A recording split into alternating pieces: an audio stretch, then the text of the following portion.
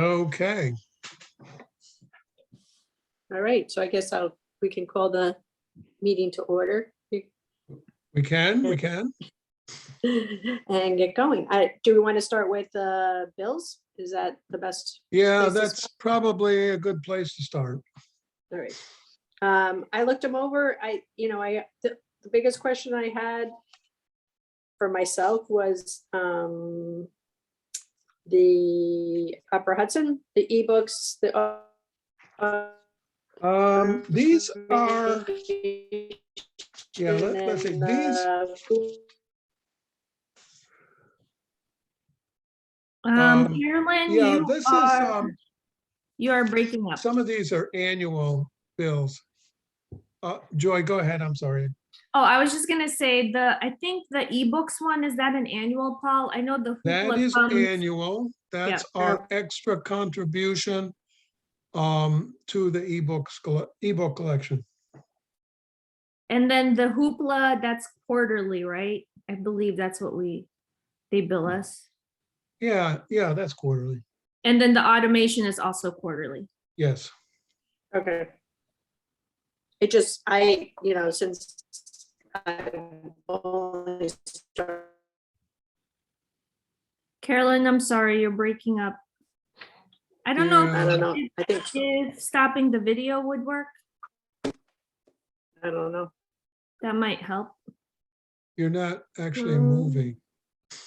And then,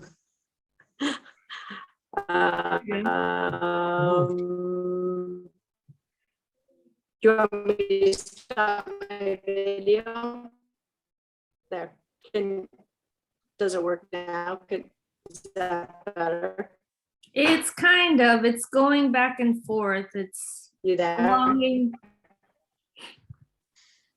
Yeah, I'm using, we couldn't get the Wi-Fi to work here, so I'm using a hotspot. So I Yeah, don't that know whether one's that's it. now it's better. And I apologize. That's okay. I think you turning off the video helped. Okay. Oh, of course you can turn it back on. It's on now. Okay. That was the only question that I had about the Okay. bills that looked, a little bit different. The magazine renewals, is that a yearly as well? Yes, The it's EBSCO yearly. subscription services. Yep. Oh yeah, it says right on it, 2022 renewal. Yes. Okay. Did anybody else have any questions about the bills? Did anyone Questions ask, on the bills? did anyone ask about the window repair? The window? From Quality Glass, a window on the Ferry Street side, the double paneled window, one of the windows broke. And so we just had Quality Glass fix it. So it wasn't vandalism. That is something that was, I cannot answer. I don't know. That was one of the new windows that they put in just a couple of years ago in the basement on the south side. We have no idea how it broke. Okay, Chris Foley for the bathroom downstairs.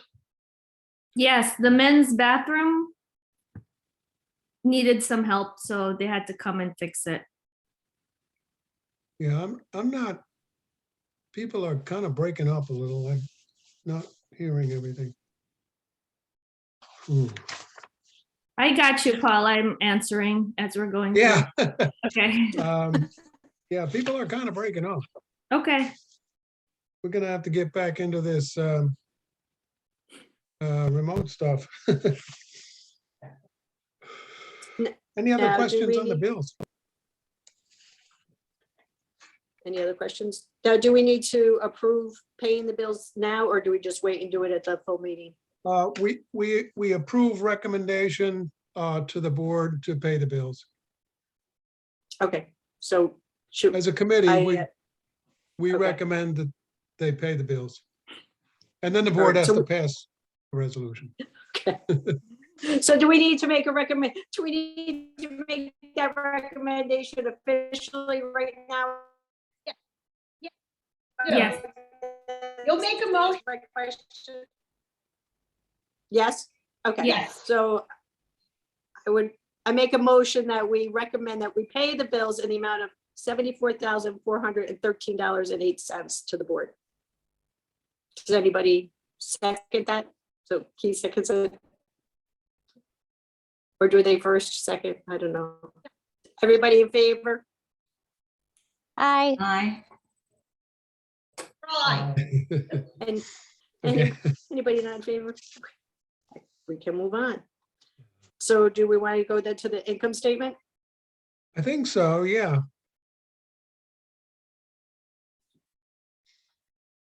So if we go to the income statement, is there any, I mean, the window donation, that was big news. I don't know if you want to talk about that. I do want to mention the Troy tax levy. Okay, What's that?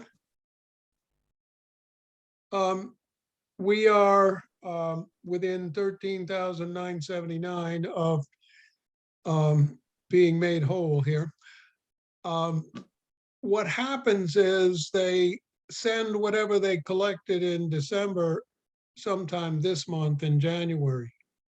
I expect most of that will come in, so I think we'll be pretty close to what we budgeted by the end of January. You think so, Joey?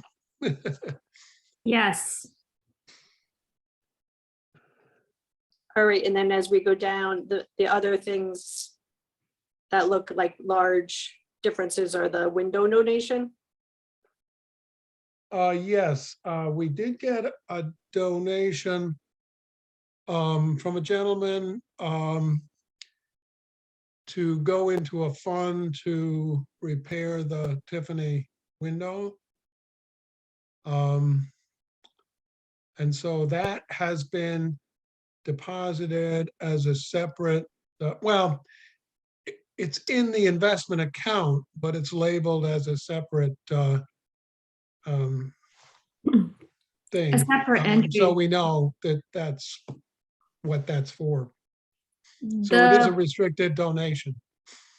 The upcoming report for January will have that noted on there. And then the annual appeal, I don't know if you wanted to talk about the annual appeal and how it's going, or, Yeah, now some of this is from last year, so this is not all this year. Now, I do have figures. We did have figures. Oh, here we go. Funds received from this particular appeal was 17,827. Now we did, printing, mailing, all of that cost 1,826. So far we've cleared 16,000 from this year Okay. alone. So that doesn't include, some of the leftovers from last year, which you see here in the income statement. all right, now I'm getting confused. Because on here, it says for this month, when did the annual appeal go out? Didn't it go out in December?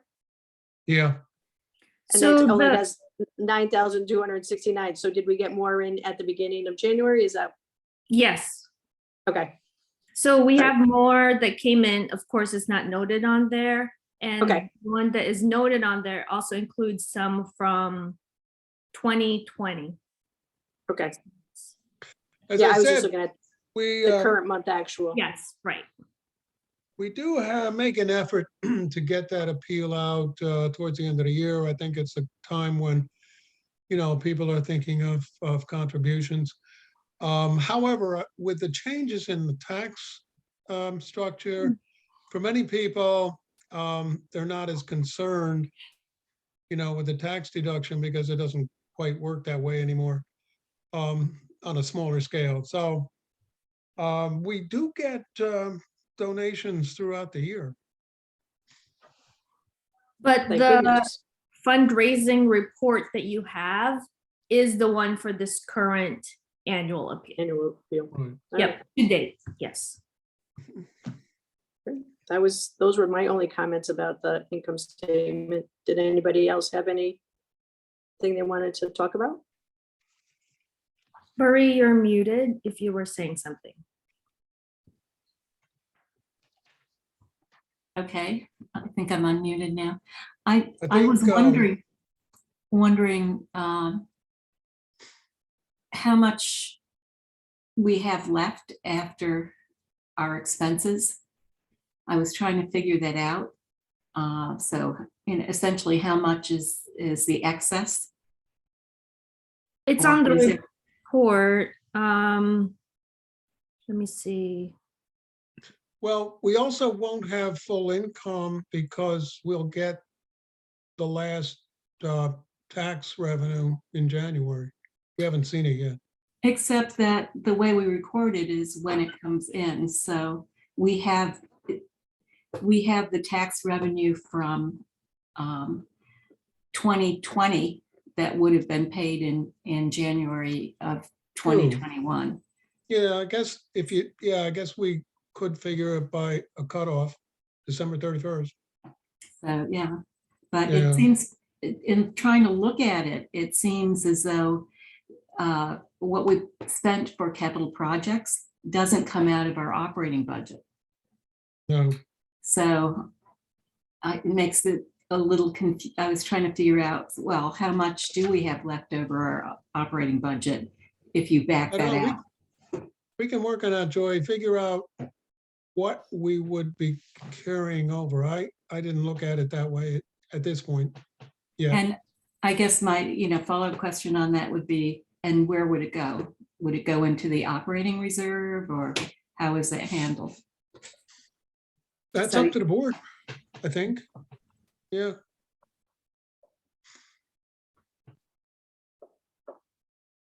So is that a question to be tabled until next month?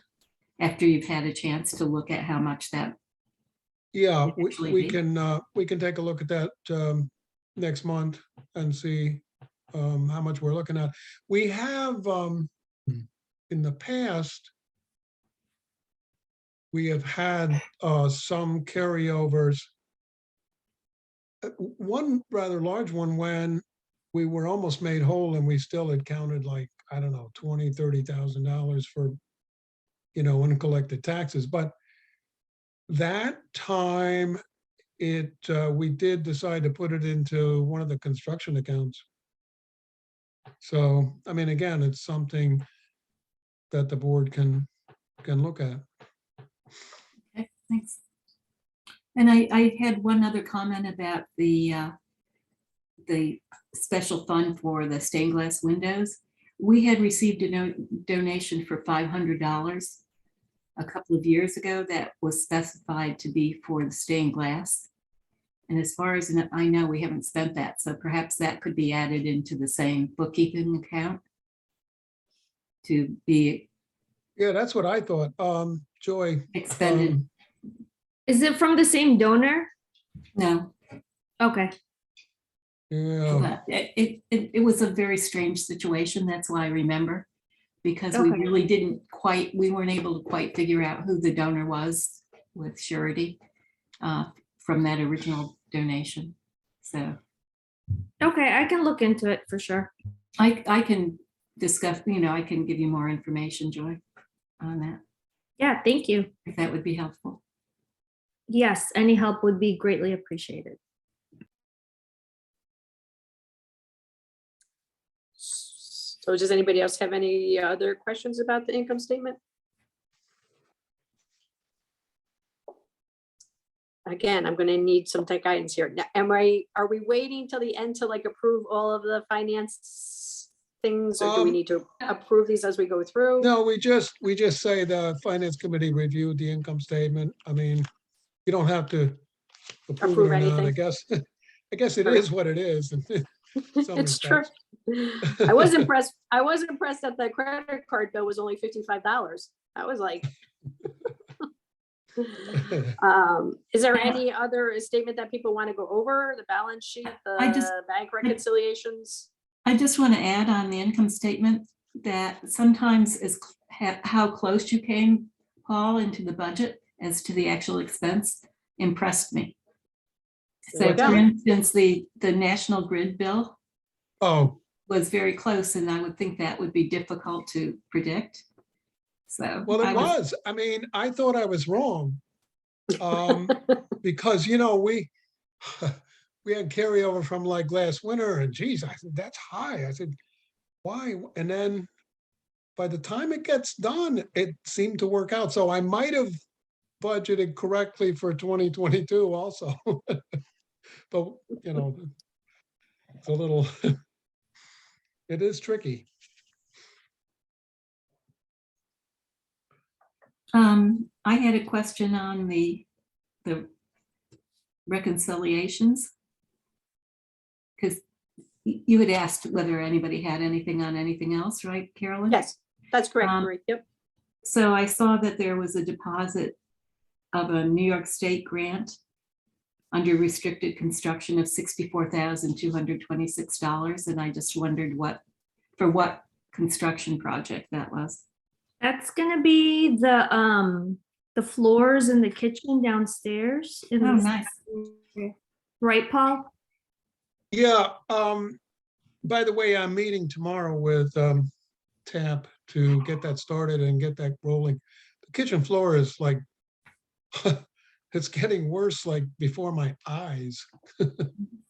But anyway, we got to get that thing started. So we're going to meet with TAP tomorrow to get the bid documents out and get going. It's a good project for somebody in the middle of the winter. So if they can figure out how to pour concrete back there.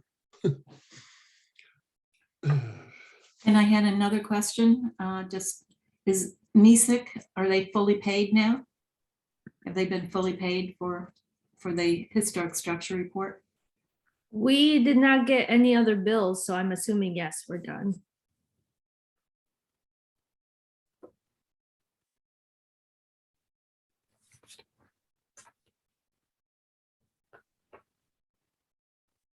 Is that it? Does anybody else have any other finance questions that we should address at this time?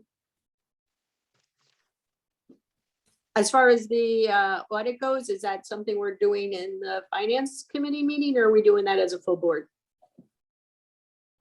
Which now? I'm sorry. The decision about having the same, for getting the audit underway? Oh, that was that's the full something- board. Okay, Unless people, well, people certainly can comment in this committee. I'm assuming that people would be comfortable with continuing with DeBrino this coming year for the 2021 audit. Excuse me, audit. But maybe I'm over assuming or something, but I don't know if anybody had comments on that. I just wanted to have a formal resolution in the board meeting. okay. I wanted to And- confirm that it's the 2021 audit.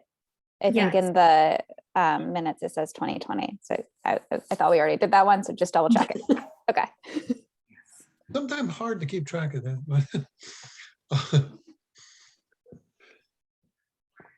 Evelyn, did you have a question? You look like you're, Would it be easier or make any sense if this committee made a recommendation to the board about continuing with DeBrino? yeah, it might be. It's Bonadillo. I just in Oh. DeBrino was the contractor for the, they all ended well. all right. Yes, thank you, Joy. Oh. The current auditor, would that help if we did that? If there Current was any order, yeah, discussion the now? current auditor. We still have 10 minutes if we want to do some of it now. Only Kirsten is not here for this. Jerry does not think she's going to be here this evening. So if we want to talk about it some in this 10 minutes, no. So Recommendation at least. That's just my thought.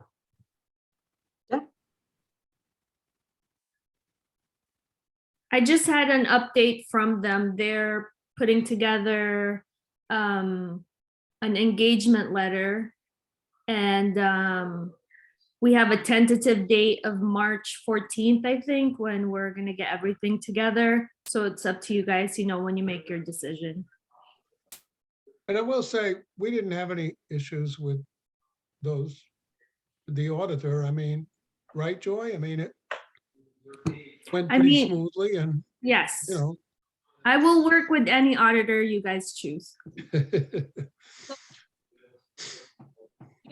Well, it seems, and that was the first year they had done it, right? Was last Yeah. year? Yes, So then, I mean, makes sense to stay with them.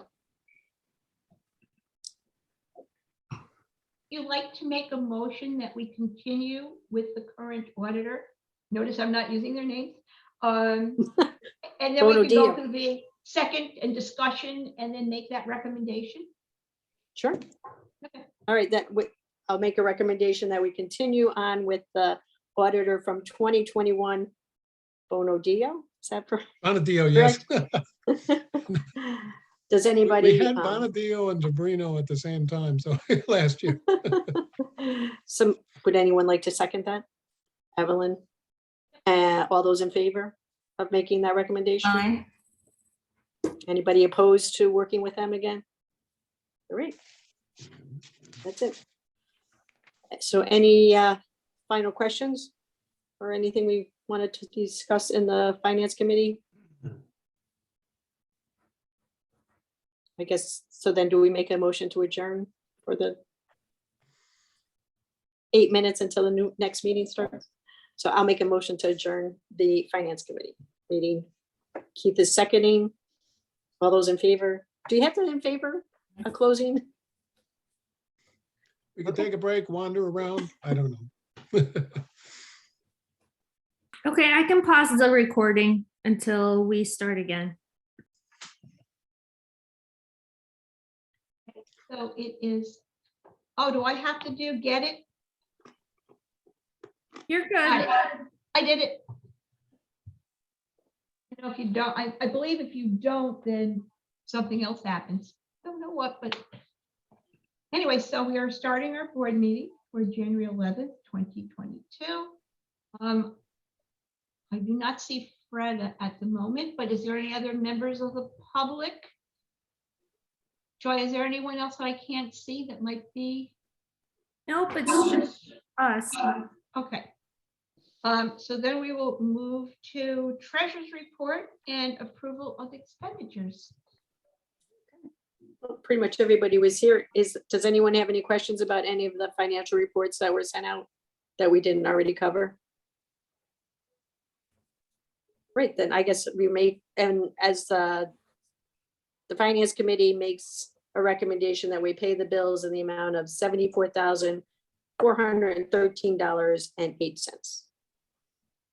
Does anybody? I second. Thank you, Brianna. All those in favor? Aye. Anybody not approve? Then that passes. Is there any other questions that anybody has for me? And we can go on, I guess. Back to you, Paul.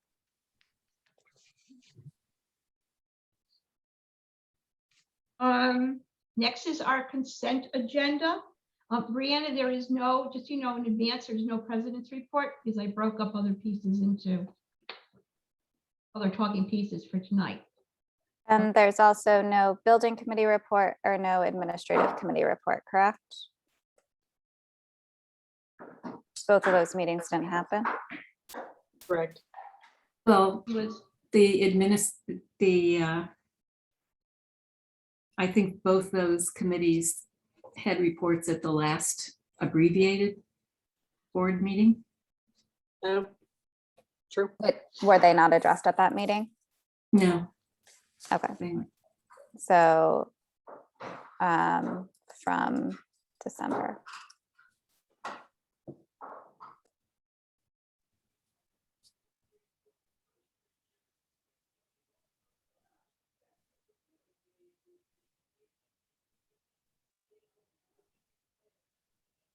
Did you want me to make a copy and put it inside that Dropbox folder again? Like take the 2 meeting notes and then also copy it over to the January? I can do that if you want. Okay, I will. I'll keep it complete. Sure, I'll do that. So, do we have a motion to accept the consent agenda?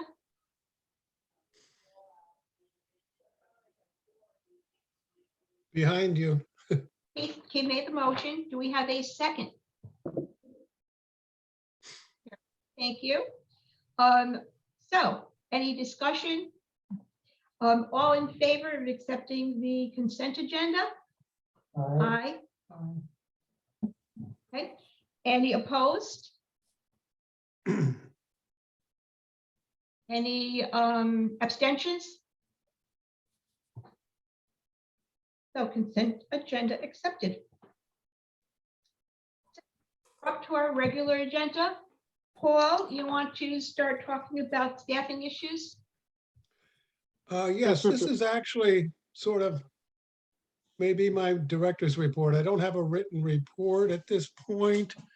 But I did want to cover staffing issues and wanted to make everybody knowledgeable about where we stand. First of all, there's no question that there's been a lot of changes in the labor market out there. We're certainly not the only ones who are facing many of these issues right now. The labor market is very fluid, and it also includes the library profession. We have openings right now. We have an opening in, I guess, every department, but processing, but that's because processing only has one person. But we have, part of that is a civil service issue. We are waiting for the library assistant list, and things have been a little slow with civil service. So we keep prompting them so we can get that list. We have some definite openings for library assistants. So you're probably wondering why we have the openings and what's going on. And there are a couple of things that I've been able to identify over the past year. Obviously, part of this has to do with the pandemic, and that seems to have sort of sparked a lot of this labor changes. However, some of them might be older than the pandemic, including the idea that people, younger people and younger employees don't feel that they need to stay in one place. So there's a lot more movement, certainly on the part of younger people. We have what I consider some issues with regards to holding on to staff. And part of that is salary and benefits. Sort of the first thing that comes to mind, the people who have left us more recently are receiving higher salaries at this point.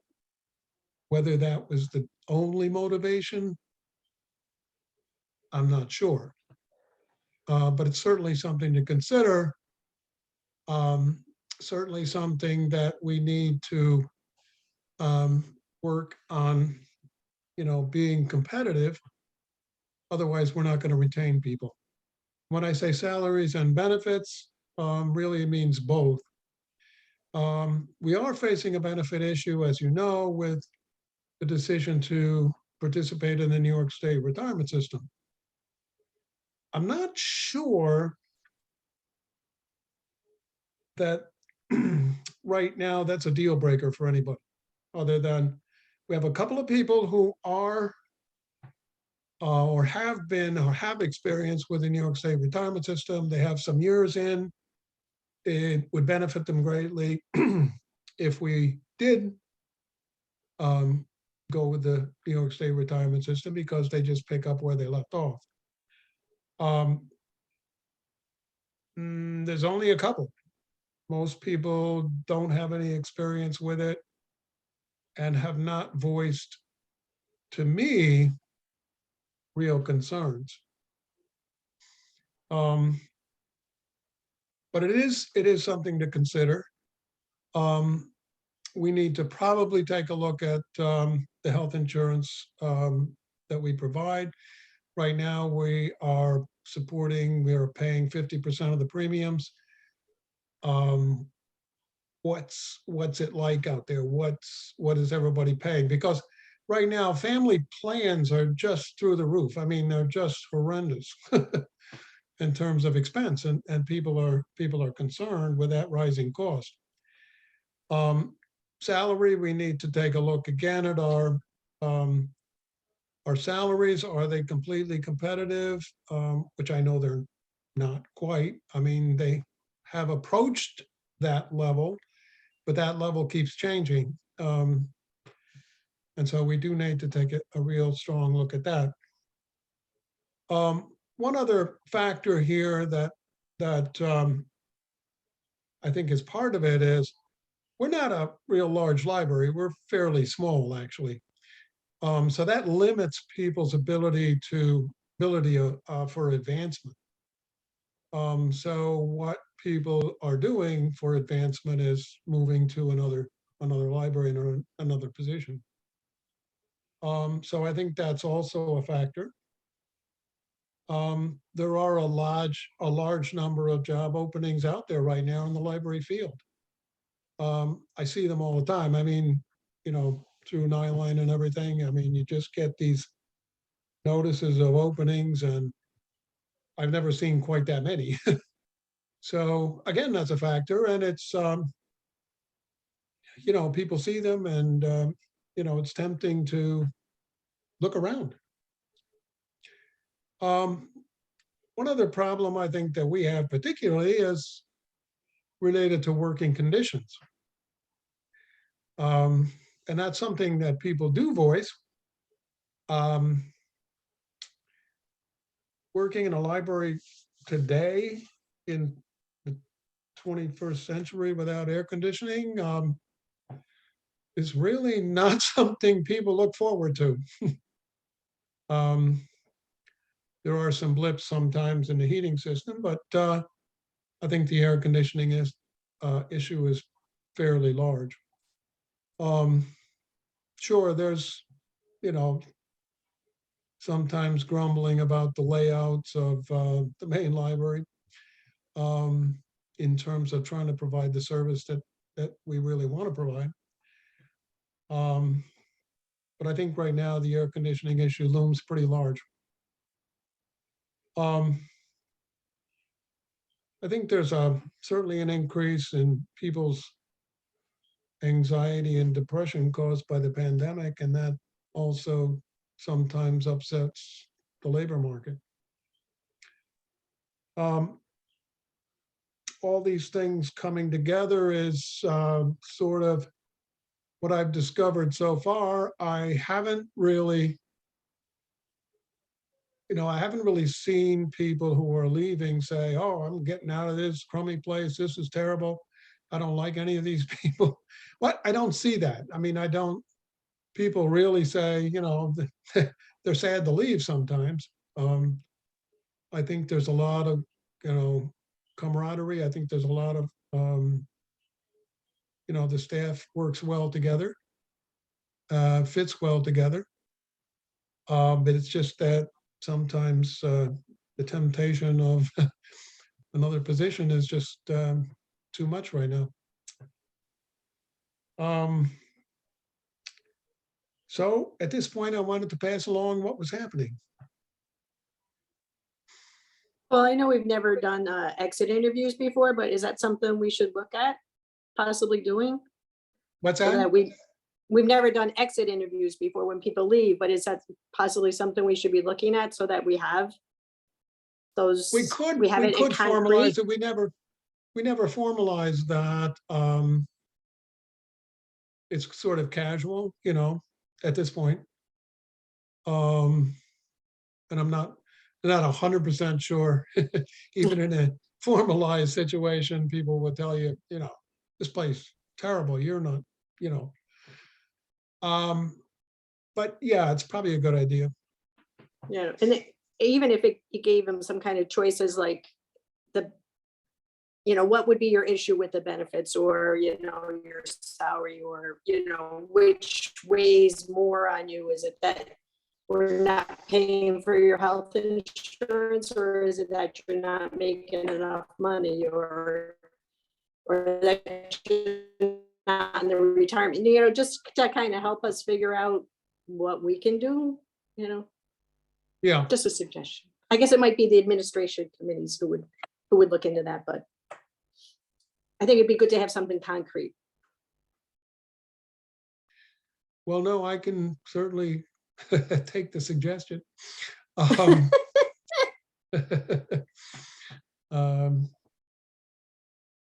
But yeah, I think it would give us more ideas in terms of how to proceed. Did you have any other suggestions, Paul? What's that? Did you have any other suggestions?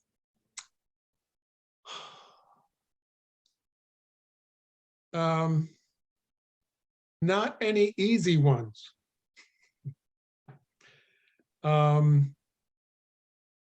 We are, of course, constantly advertising for these positions. We're not getting swamped with applications.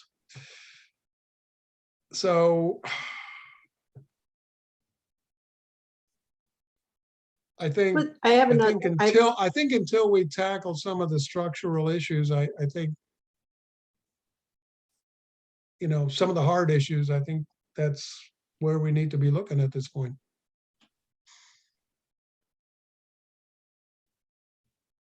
well, and if you're talking about retention too, I mean, maybe a good thing is to survey the staff that you currently have. Would they be happier if we paid more of their health insurance than spending all this time on the New York State retirement, if what they really would rather have is money in their pocket now, kind of. Well, it does vary because, I noticed too, people who are, with a single health insurance plan, for a single person, it's really not, it's not huge. It gets huge when you've got other people tacked on, like a family. Mhm. So those people, over here with families Right. are more concerned with that. The other people are maybe more concerned with salary. So, you got a Right. couple of things going on there. Sometimes, am I allowed to say anything? Sometimes there are plans where people can make choices among the benefits that they elect. Yes, we do that. There are choices.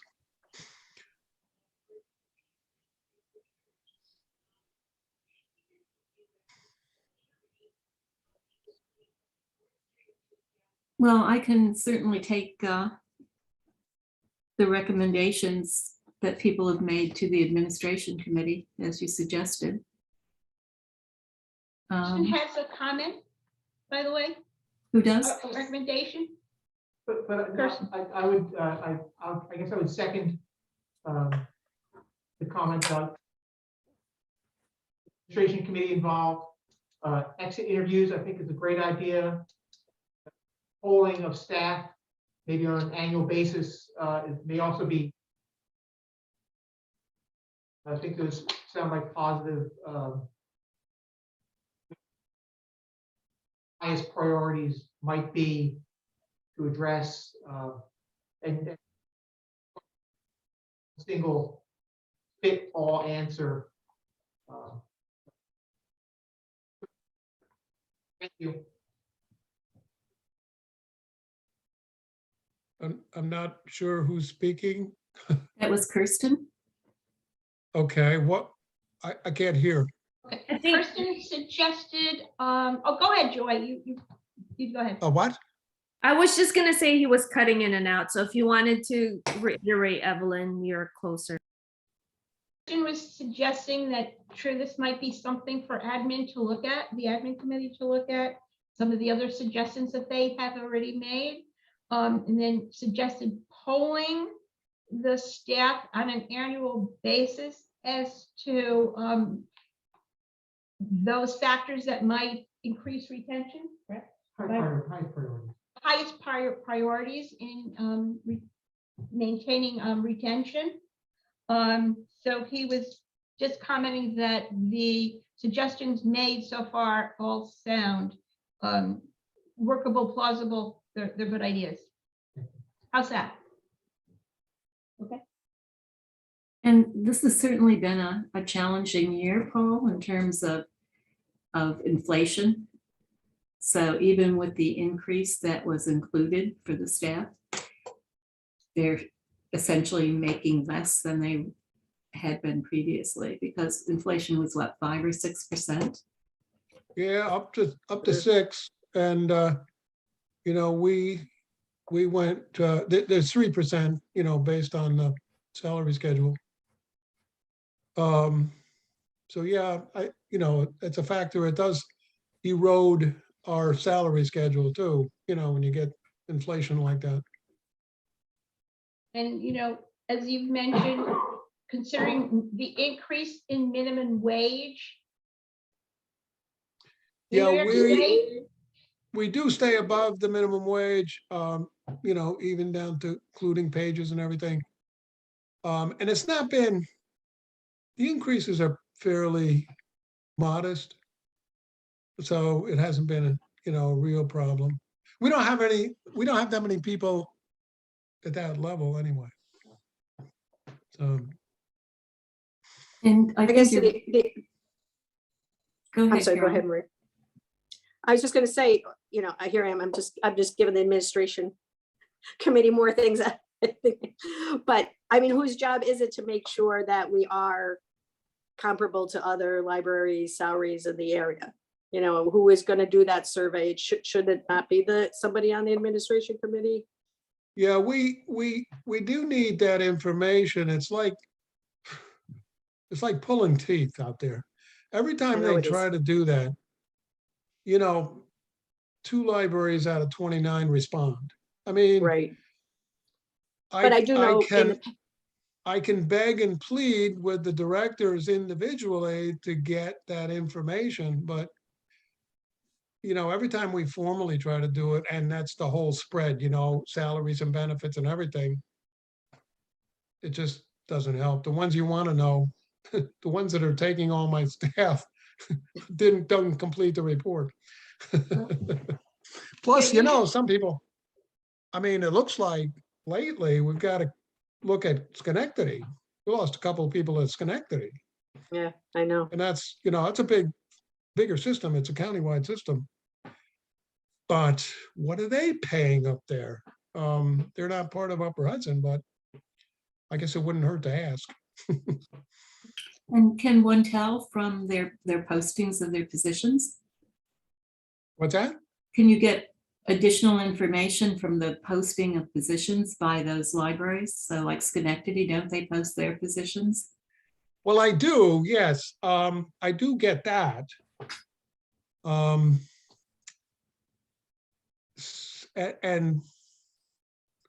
But it's not like if you had, you know, everything in front of you, so you can really, you know, really compare this whole thing. Is this a situation where the formal exit interview could be helpful if that's information that the departing staff member would be willing to provide? Possible.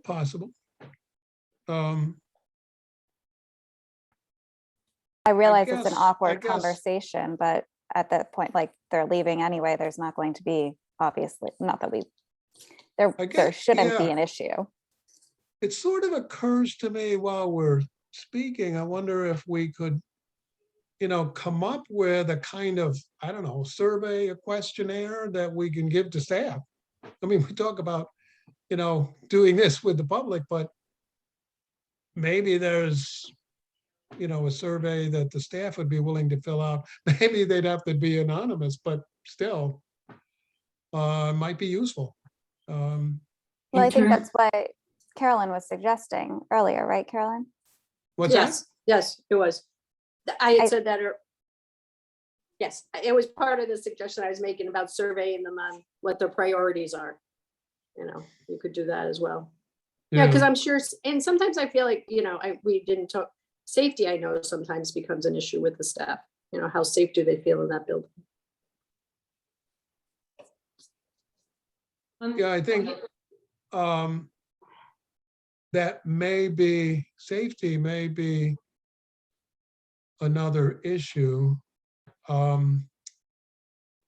As you know, people are definitely experiencing some odd behavior, you know, based on people's frustration with the whole pandemic thing. Working directly in the front lines with the public. I know we did have somebody leave who no longer works directly with the public in the front lines.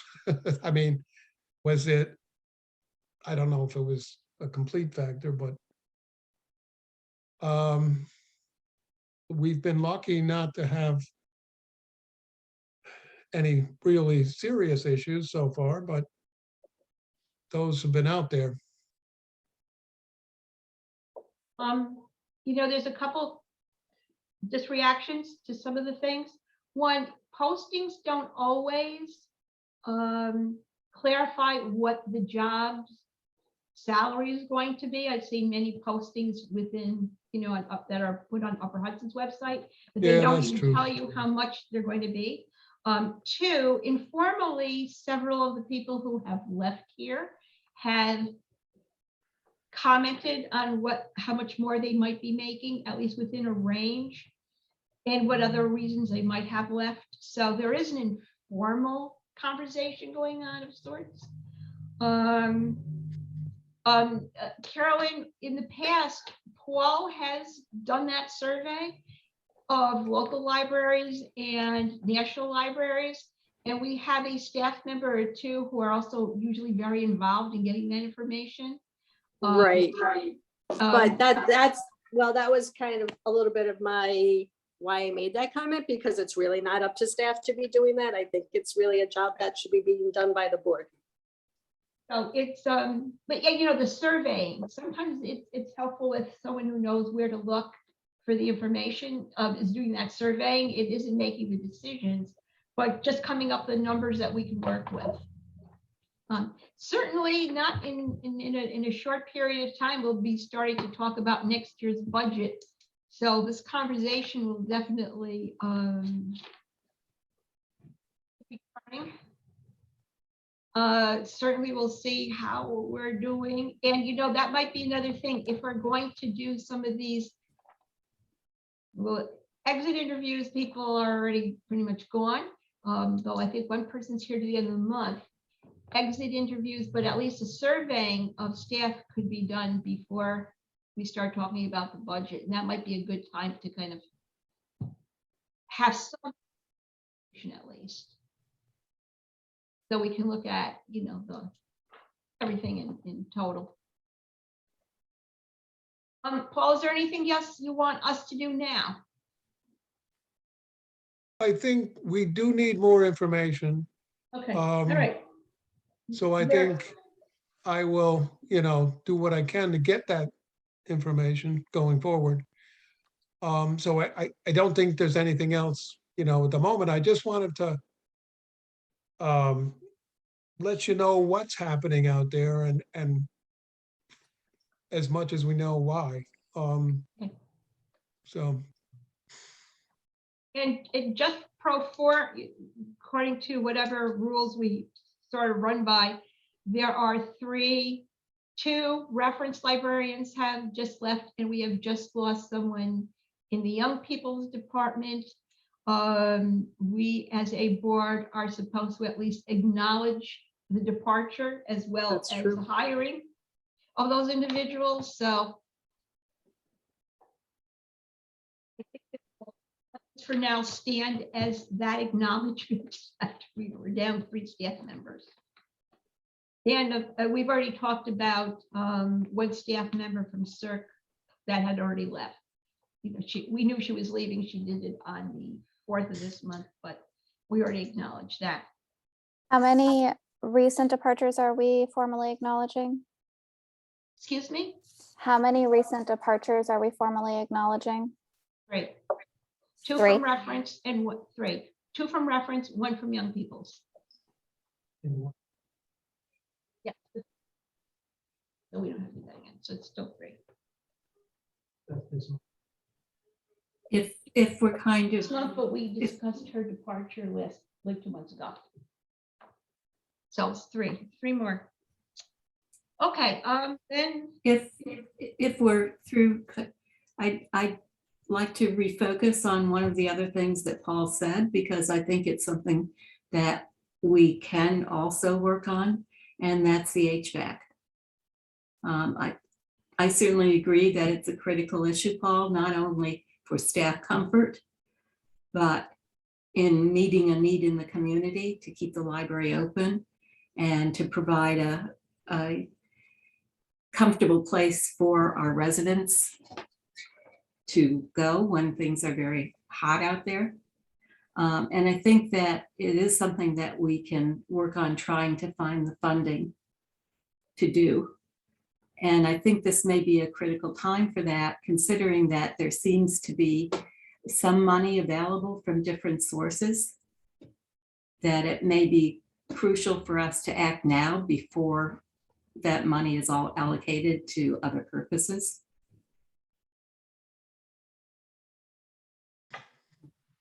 Kirsten, do you have any comment? I would think that if there's money available, You know, when you do ask staff maybe about the reasons for moving on, you're going to get more issues about air conditioning in the summer. Everybody's going to talk about that. But anyway, it is a big factor. No question. And the NISIC and all did comment on that they, according to the information that was provided by the staff, that they considered it a critical issue. So we kind of already have that feedback from them, even though it's Yeah. winter now. No, we have, I mean, and not only that, but in the summer I hear it every day anyway. we're talking about this subject, Marie and/or Kirsten, are you aware of any sources that we could tap into right now then?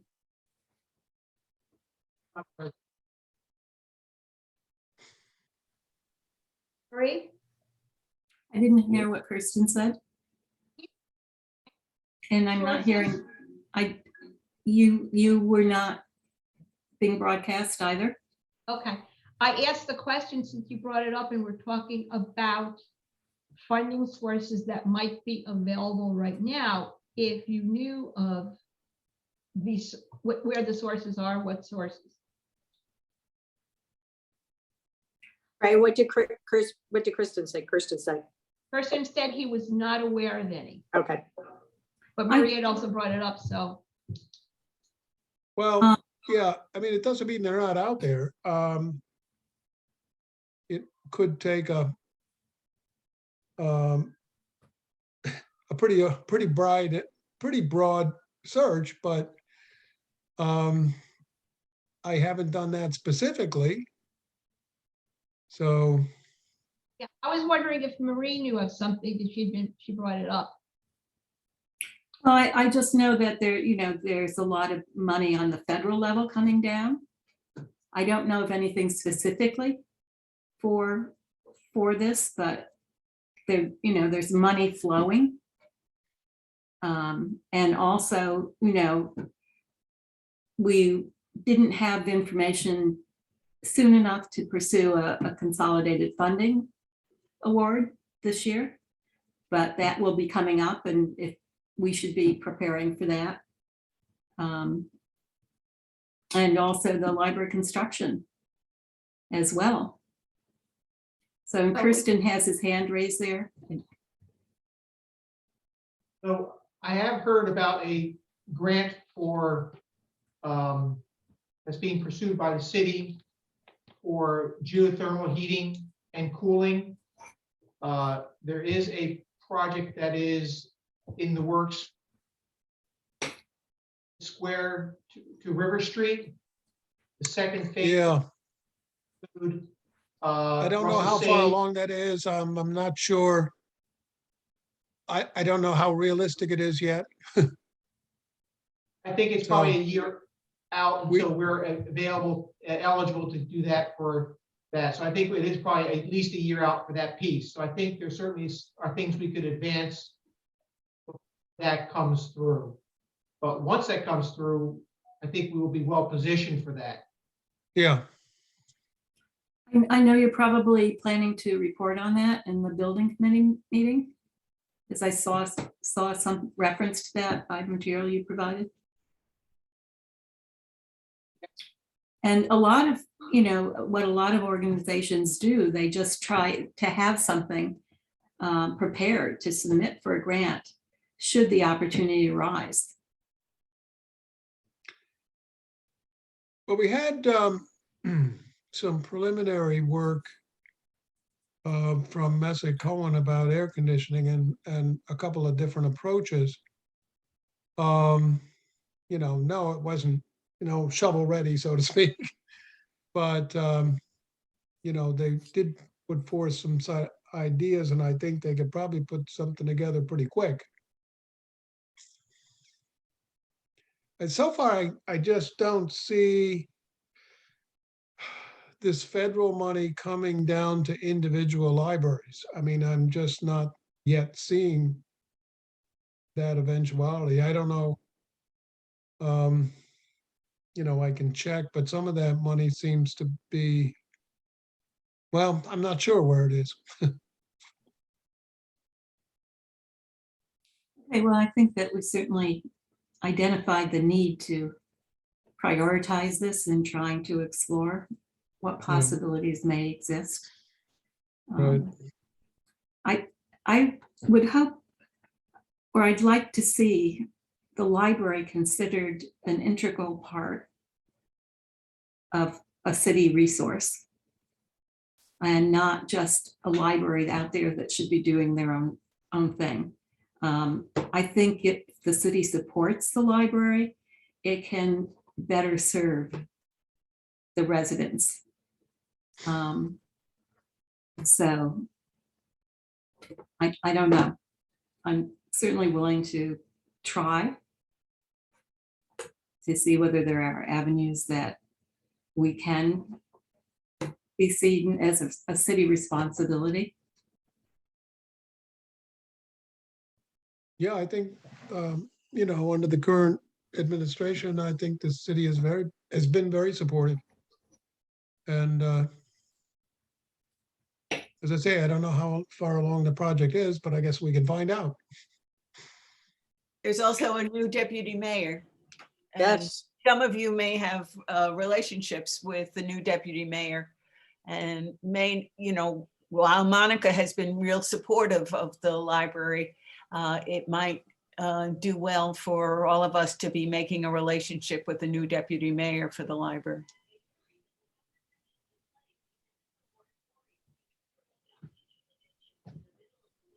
He's a board member with me on the bid board.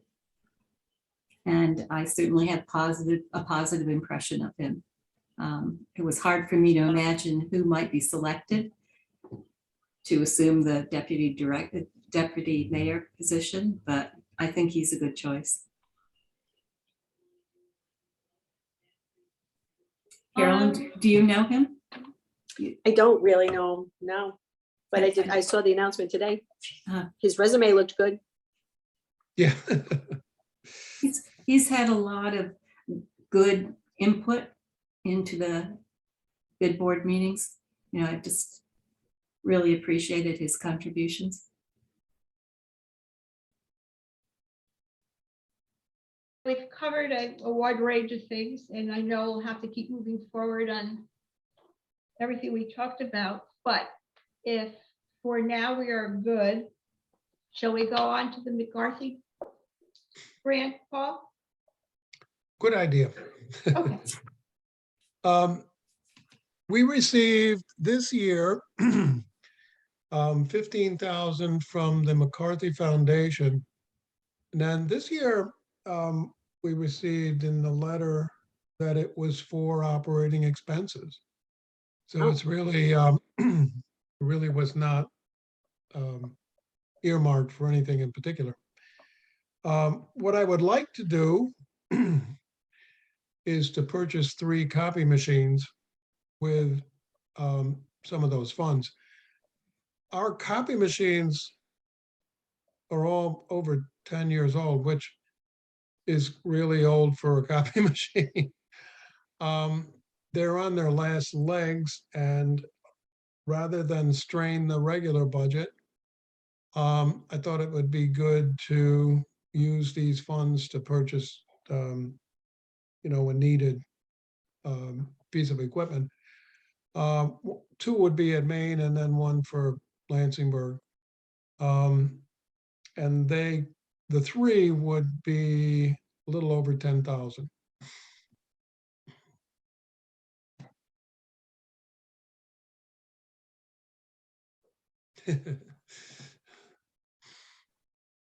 So Paul, do you need our approval or is that just something you can do? What's that? yes. Do you need the board's approval or is that something that you can do I think, in your I think- position as a director? I don't think we need a formal resolution, just maybe an agreement that that's probably a good way to go. A sense of the board, in other words. I mean, like, does anybody think, something wow, we- that's a crazy idea? What? no, it's something we need here, so. Definitely. Motion. Doesn't sound So like why don't we anybody's go with it, objecting. and then we don't have to wonder if we've done it or not for free.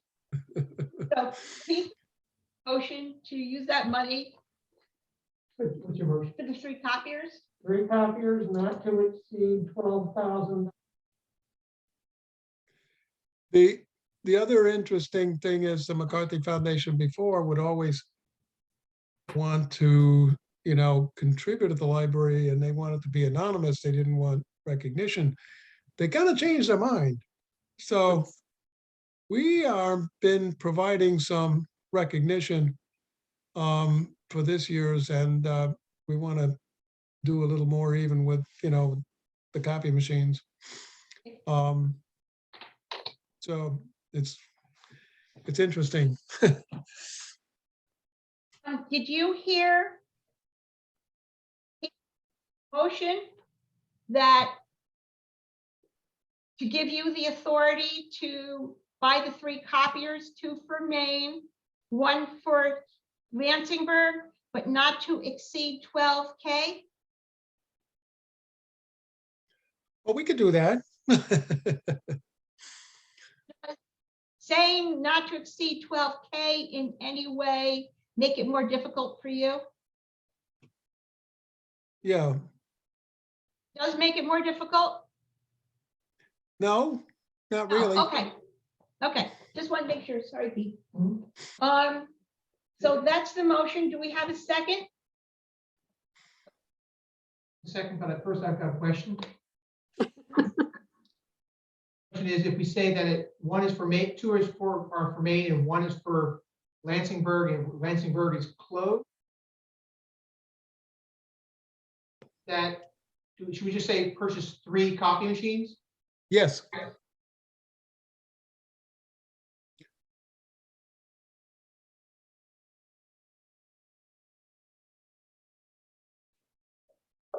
Okay, so I have written KS, move that the board approve the use of the McCarthy Foundation grant funds for the purchase of 3 replacement copy machines not in excess of the amount of $12,000. Does Perfect. that Sound good?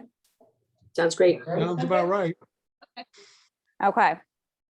Kirsten seconds. So all approve? Aye. I,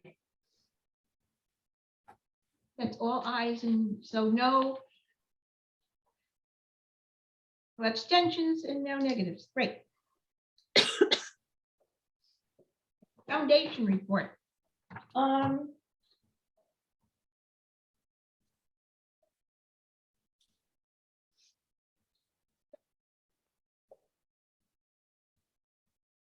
As I'm hoping everyone remembers that in October of 2021, the board proposed and passed a motion to request $30,000 from the foundation. It was a higher amount than it's usually granted. And it was suggested at 30K because of our increased need. Now that evening, you were all notified on December 8th, the foundation board met. And on that evening, you were all notified that they had voted to grant the library the $30,000 as a match for the parapet reconstruction. So there's a few things. So you all know that that's occurred, but there's a few things. One is I would like us as a board to say thank you to the foundation for that, first and foremost, and let them know how much we appreciate as a board the grant.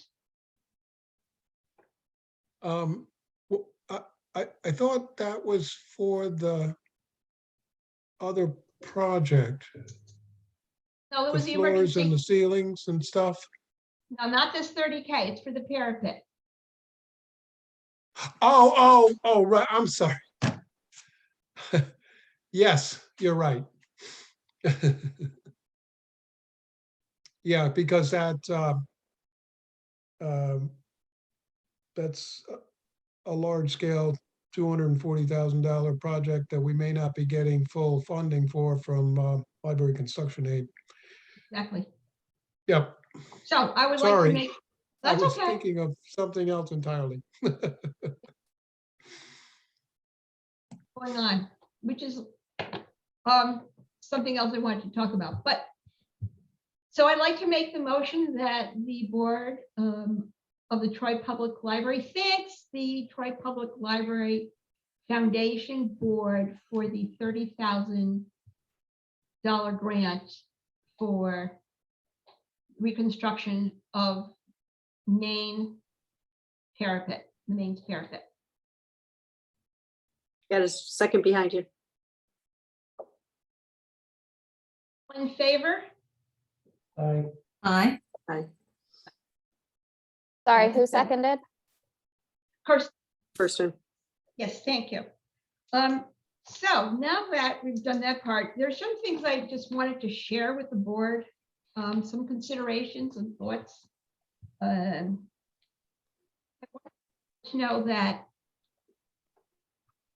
negotiations with the foundation weren't exactly favorable to a 30K request.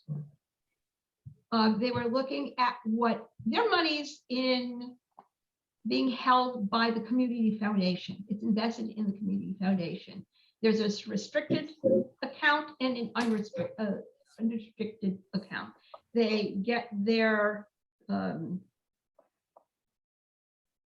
statement, shall we say, in fall. And then they know how much they can put in, transfer from one to the other. So when negotiations started for the buddy, the foundation was not exactly really on board with doing 30K. We had a few things, however, in our favor, and not to be smarmy. And thank you, Paul, I'm going to say it 1,000 times. So we sent them what I call a fully fleshed request out well in advance of the foundation meeting. It included an explanation of the immediacy of the need, because it was see. a complete description of the project, its cost, and the approved state grant that we already had received.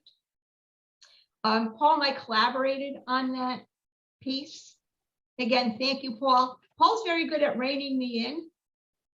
Sometimes I think I'm very good at expanding you out. So, well, but he helped immensely in putting that together. It also truly helped that a member of the foundation shared her knowledge of the problem from her time on the Tri-Public and how that library board responded to the issue.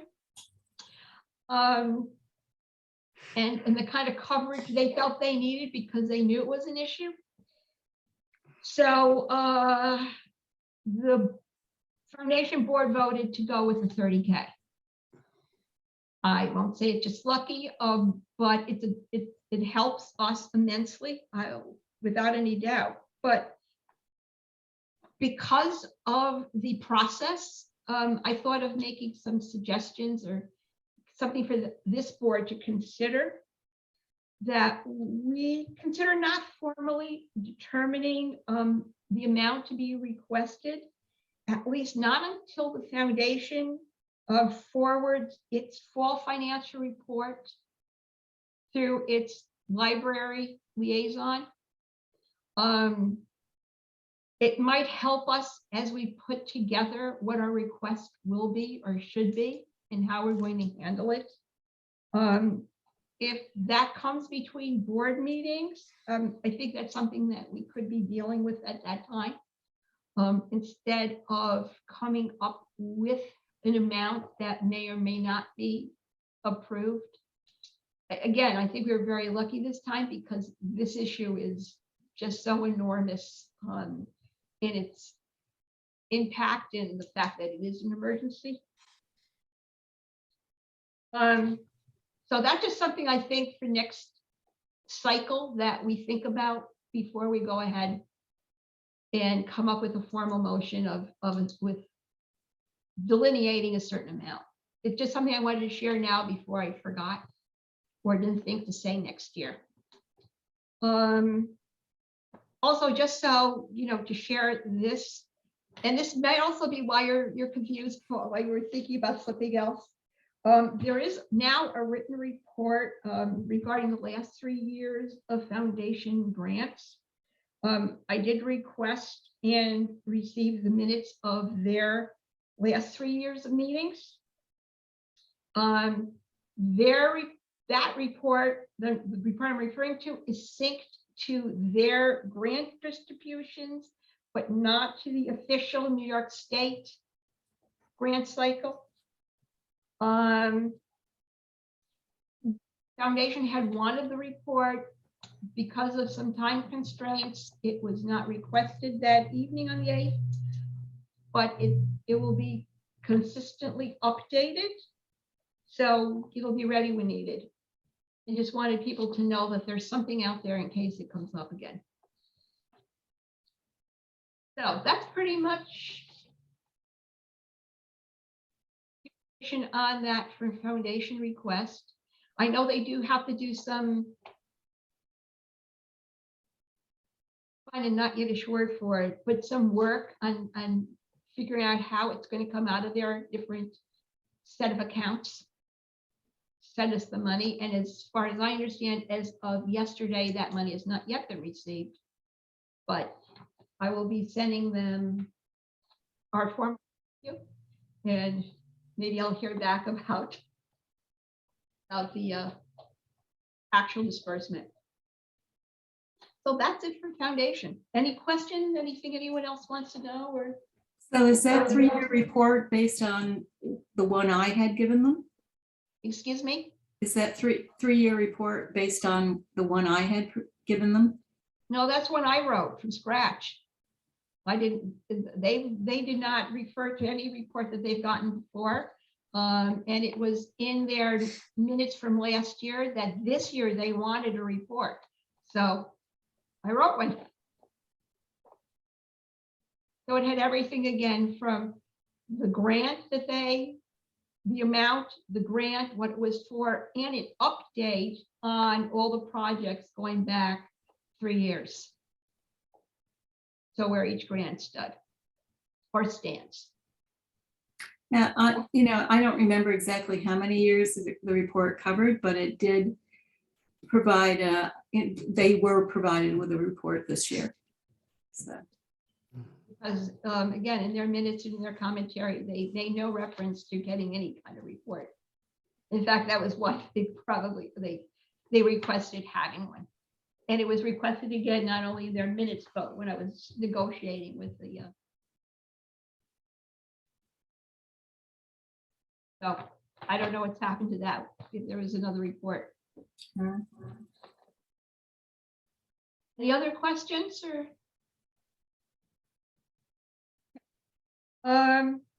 Auditor selection.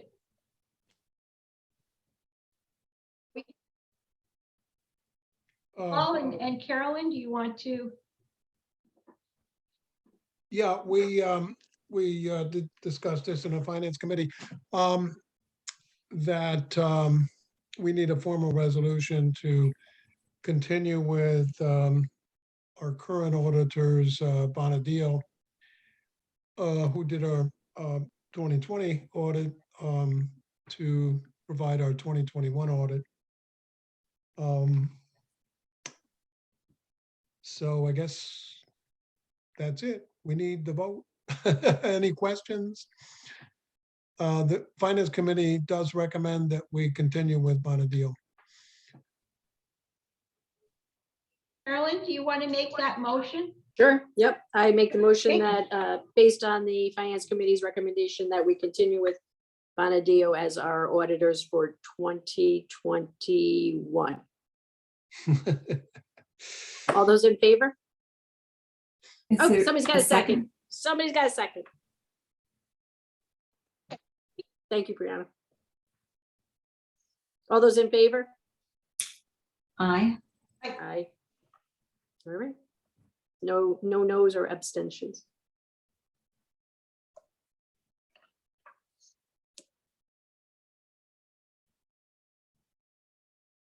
So the library needs to have an updated current long-range plan. We have, I find it interesting, I don't know where, going through all the starts of this.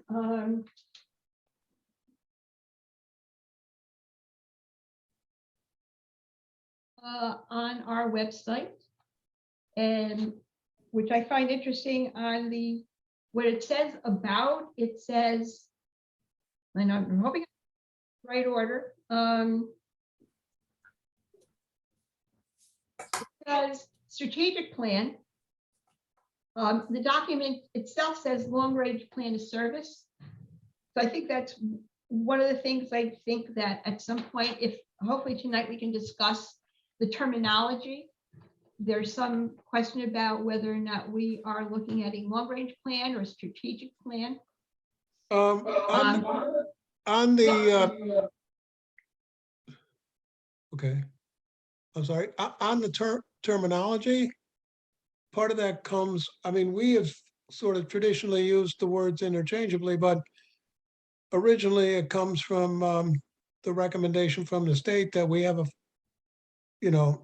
plan, and they call it a long-range plan. Yes, they call long range plan. In the annual report, they asked if we have a long range plan. If you look at the handbook, it says long range plan. What I found very interesting is that the two authors of the handbook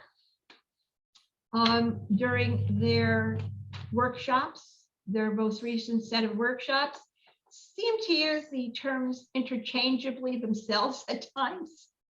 And they wrote the book. So I found that kind of interesting. So that's just like a few of the discussion points. But for background, we do have a piece on the website. It needs work. It needs updating. It needs to be more current. Also, in 2019, We received a capacity grant from the Community Foundation. We interviewed individuals and then hired Nancy Preston to take us through a capacity building series.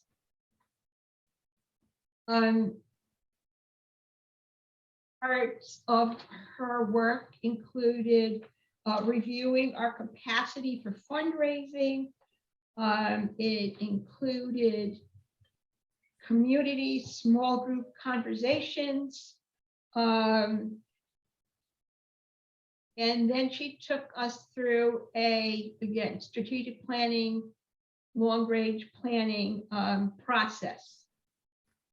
By the way, her work are in the Dropbox. There's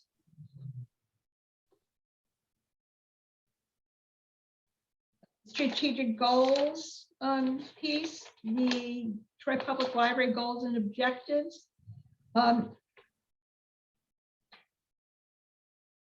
There's the worksheet, the work plans that we worked from, and as of, I guess this afternoon, a piece with some of the, I'll call it the blanks filled in, was added to the folder.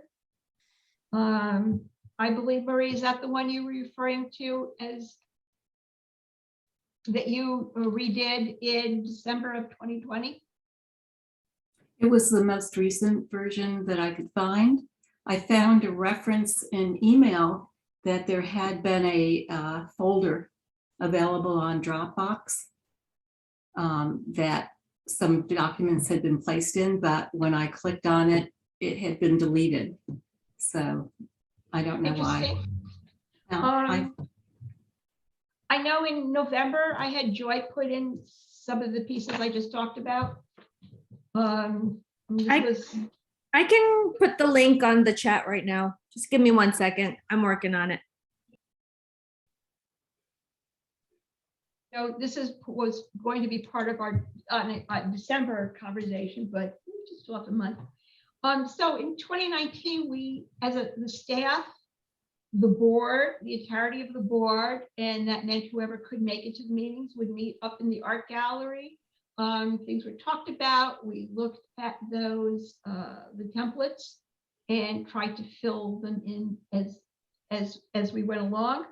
I believe the last meeting was scheduled for October of 2019.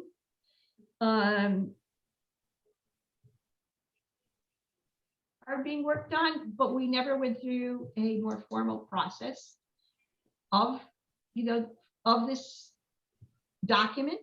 But it's something that we need to really start looking at now as our long-range plan, or strategic plan. And again, I think that's one of the things that would be helpful to discuss. There are those who think it means one thing. The green handbook just has different.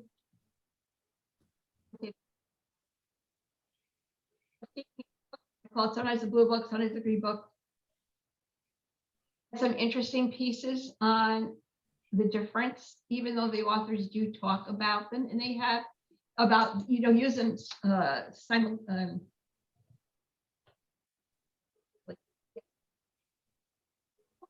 Anonymously? Is that talking interchangeably. Sometimes they say strategic plan, sometimes long-term plan. I thought that was kind of interesting. But long-term plan, they're looking at more of this is your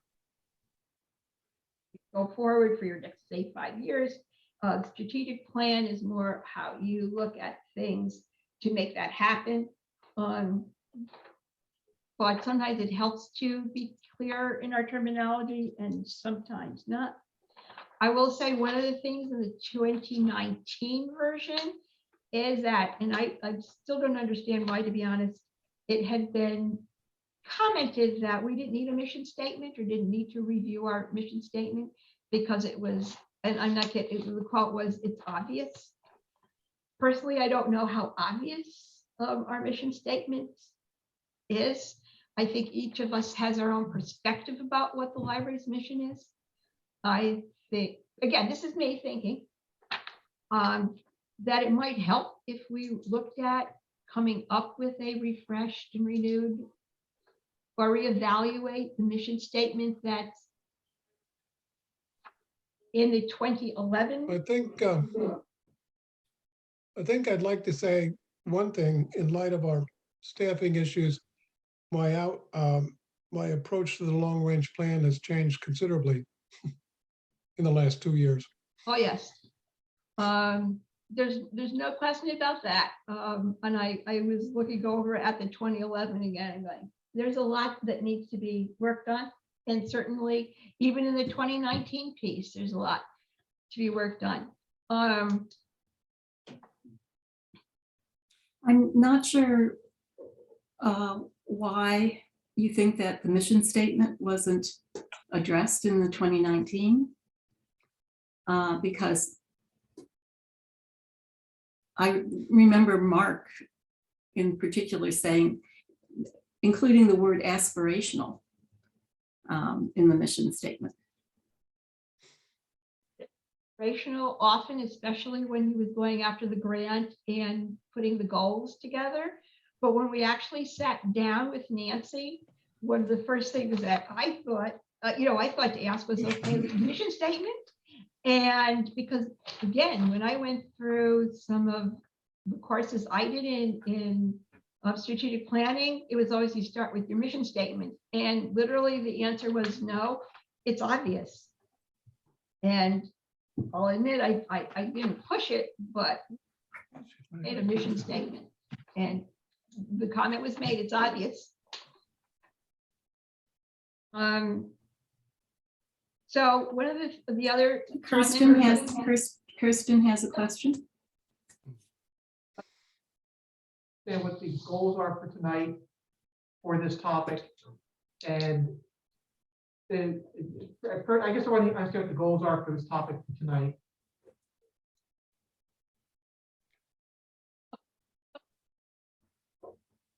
Something that we need to start talking about. I think this is kind of the intro to our next steps 101. I wanted personally to cover some of the things and talk about some of the background that we went through. And lastly, kind of come up with some thoughts on how to go about doing this, the process. This again needs to include the staff, because as you go through some of the tasks, many of them were for staff to do. And now that we're short-staffed, and now that we're dealing with COVID, and it's harder to meet in person, technology is fine, but it doesn't always work as well, I don't think.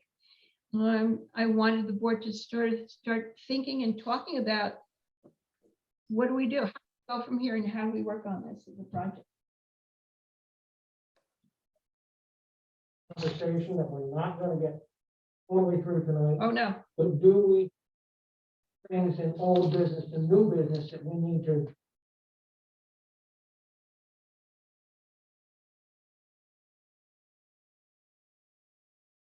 Couldn't hear what you said. Has anyone have any other pieces of our new business and old business? I do. I don't. Well, how about we stop the discussion then on if this is okay with everybody, we'll pause. This is go to we'll go backwards, old business or new business, and then we'll go to director's report, and then we can go back to this. So Marie, As I brought up last time, I'm concerned about the rate of COVID infections and how we're addressing that. Last time when I brought it up, you said you thought you remembered that we had said at 7% was a cutoff. And now things are, the rate of COVID infection is about 20% in the county. Paul's reminding me of another piece. The state Well, is, yeah, this is part of my director's report. that new business, old business. What? Does anyone else have anything else they want to talk about? No. So, Paul, let's go for director's report. Okay. First of all, I know there was some concern at the last meeting, which I missed, about the increases, of course. And, everybody's concerned about the increases. We were discussing this today with the staff, and basically right now, given what we have in place, there's not a great deal that we can really do that would be much different. We do have the mask requirements for everyone. Those are in place. We're actually, if you go back to the original reopening plan, we're sort of at the last phase only. We have the mask requirements and we're not doing in-house programming, that sort of thing. But let me tell you, recently, very recently, DLD has come out with a statement regarding library services. On January 1st, 2022, libraries must provide regularly scheduled open hours that meet minimum requirements. Those minimum requirements are 55 hours a week for us. And it applies to Main Library. Main Library is currently open 60 hours a week. The services must be in person. Curbside and lobby services no longer count towards open hours. So this is kind of a recent directive from DLD. I think basically we need to be open. I think it's important for the community that we're open. I think it's important for morale that we stay open. So I think basically we need to be vigilant, we need to be careful, we need to be conscious of the increases. But I think we're doing what we need to do at the moment. Incidentally, we have approval for the virtual meetings through January 15th, and we suspect that they will extend that. And that's why I suggested we go back to the virtual meetings for the board.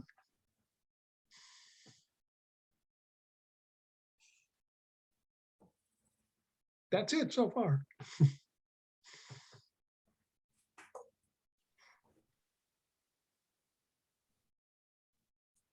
So as a board, then should we then be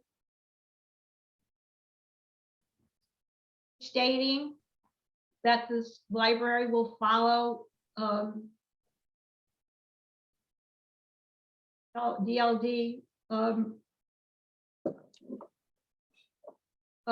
regulations in staying open?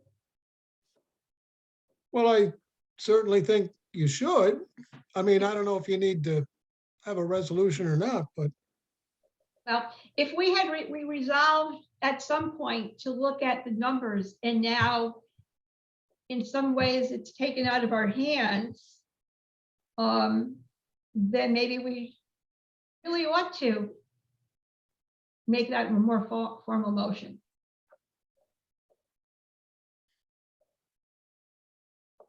one thing in the recommendation too, there was a little flexibility in terms of, if half your staff comes down with COVID, obviously, you probably can't stay open um, for that period of time. Right. So it does recognize that eventuality. We're not looking at the numbers in any given county. We are looking at internal issues of not having staff. So I'll make the motion, unless Kristen, do you want to make it? I'll make the motion that the library as of today will be of library development, regulations about holding to our the requirements of open hours. If we leave it that way. Can you say that again, Evelyn? You broke up. Yeah. The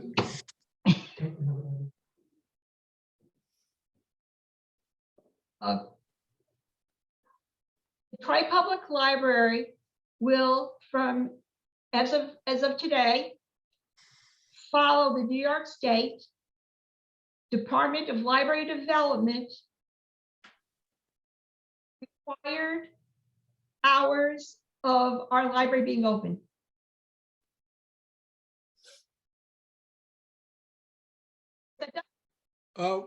Wouldn't we just say they'll follow the guidelines from the Department of Library Development? Sure. I think that's fine. good. In case they change, then we're covered. Yeah.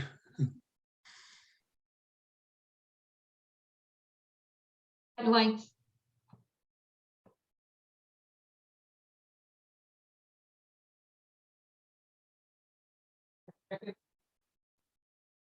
Okay, any other discussion? Okay. All in approval? Was there a second? Yes. Yes. Any no's? The abstentions? We're good. Okay. Paul, was there anything else in your director's report? That's it. Okay.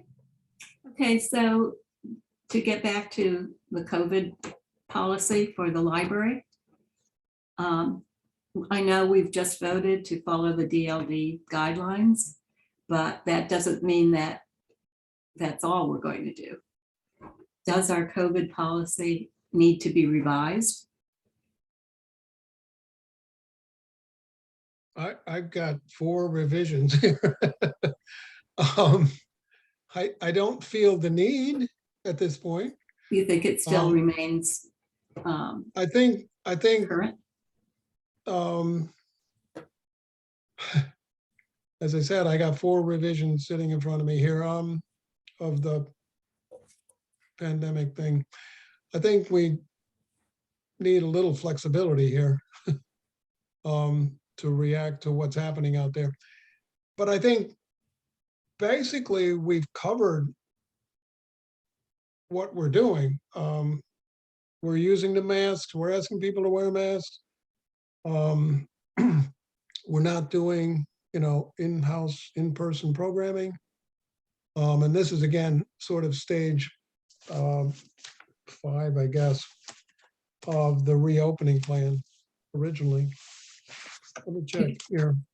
Did we have any Sure, statements? actually, Did we What's have any that? statements that we would close at if a certain percentage of We infection would rate? do what now?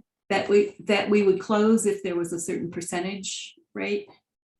No, Okay, because I No. thought we had some percentages, and Evelyn said she thought it was 7% at the last meeting that you hadn't attended.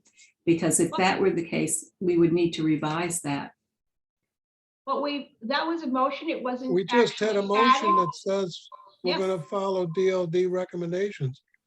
Right, but that doesn't mean that we don't go beyond their recommendations. I'm just concerned that we're being consistent with what. Yeah, but that resolution is part of our record now. I don't see, as I say, Yeah, it's phase 4. Both locations return to regular hours. No adult and children's programs, no meeting room use. Public restrooms are open. Staff and patrons continue to follow CDC guidelines, which is basically masks. Okay, so we feel it's still applicable, what Yeah, we do. I think now. we Okay. have everything documented pretty well at this point.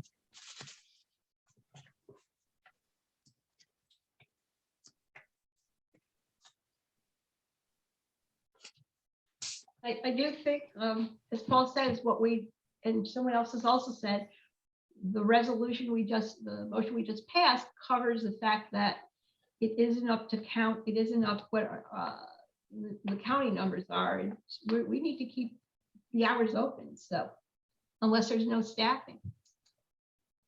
Yeah. I mean, if you don't have the staff, you got, yeah.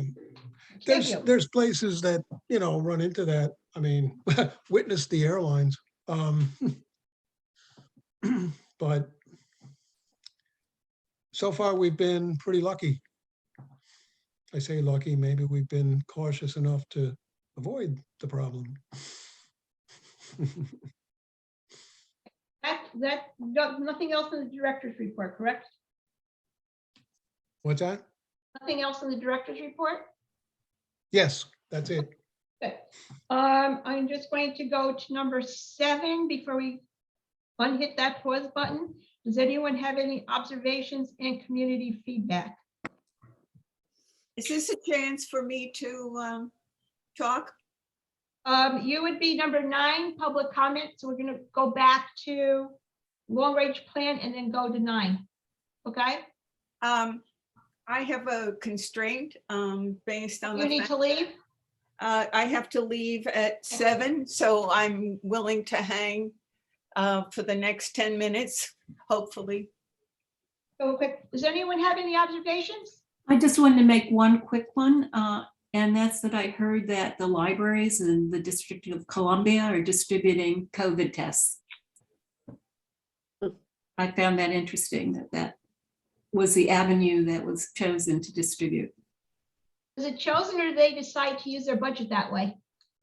It sounded as though that it was used as a means of distribution. Carolyn, do you know more about it? Yeah, I believe so. Yeah. Yes. I know some libraries even were at some points, they were helping the health departments on the phone lines, So I know that in some instances, there's been a lot of crossover. Here's another community observation. The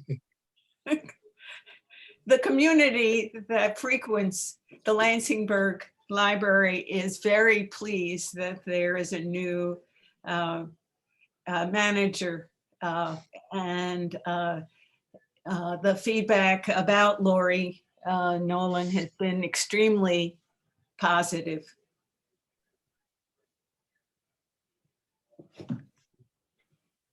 And do you have any, we can do now 9, public comment. Do you have any other things, Greta? I'm concerned of something that Kirsten said about if Lansingburg is closed. What did he mean by that? Oh, We can't hear you. Kirsten just left. Oh, I don't want to speak for him. I'm not really sure. Okay, so What do you mean? well, that's what when you were talking about getting new, new copiers for 2 Yes, for I know. Maine and one for Lansingburg, and he said, well, if Lansingburg is closed, and that's all I heard. So I had a question about that. Is there something in the minutes that would reflect that? He may have been thinking of the shortening of the hours due to staff shortages that occurred at the Lansingburg Library. Okay. And you know that they're trying to keep it open on the days certainly that the bookseller is open. So I want to catch you up on the Friends of the Library quickly. You know, because of the holiday and because there was no heat last Saturday at the Lansingburg branch, the bookseller has been closed for 3 Saturdays now. Despite that,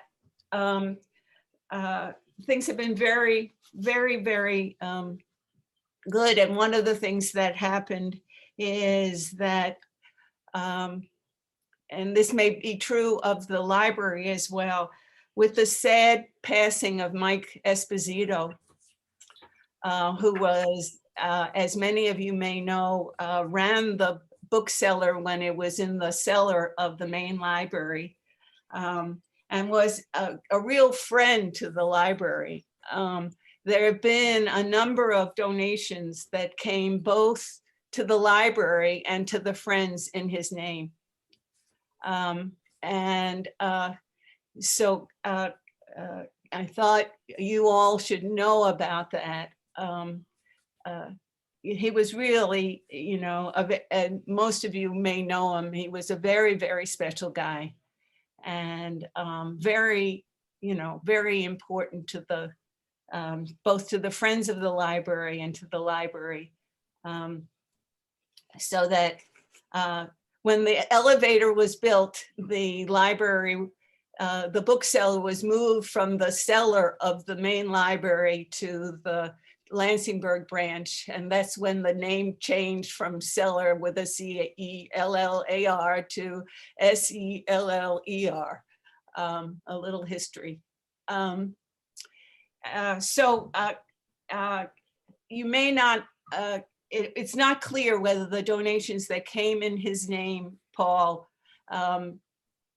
came because of his passing, but maybe it should be noted that there were a number of donations that came directly to the library because of his commitment to the library, and then a couple of donations that came to the Friends of the Library because of his dedication to the Friends of the Library.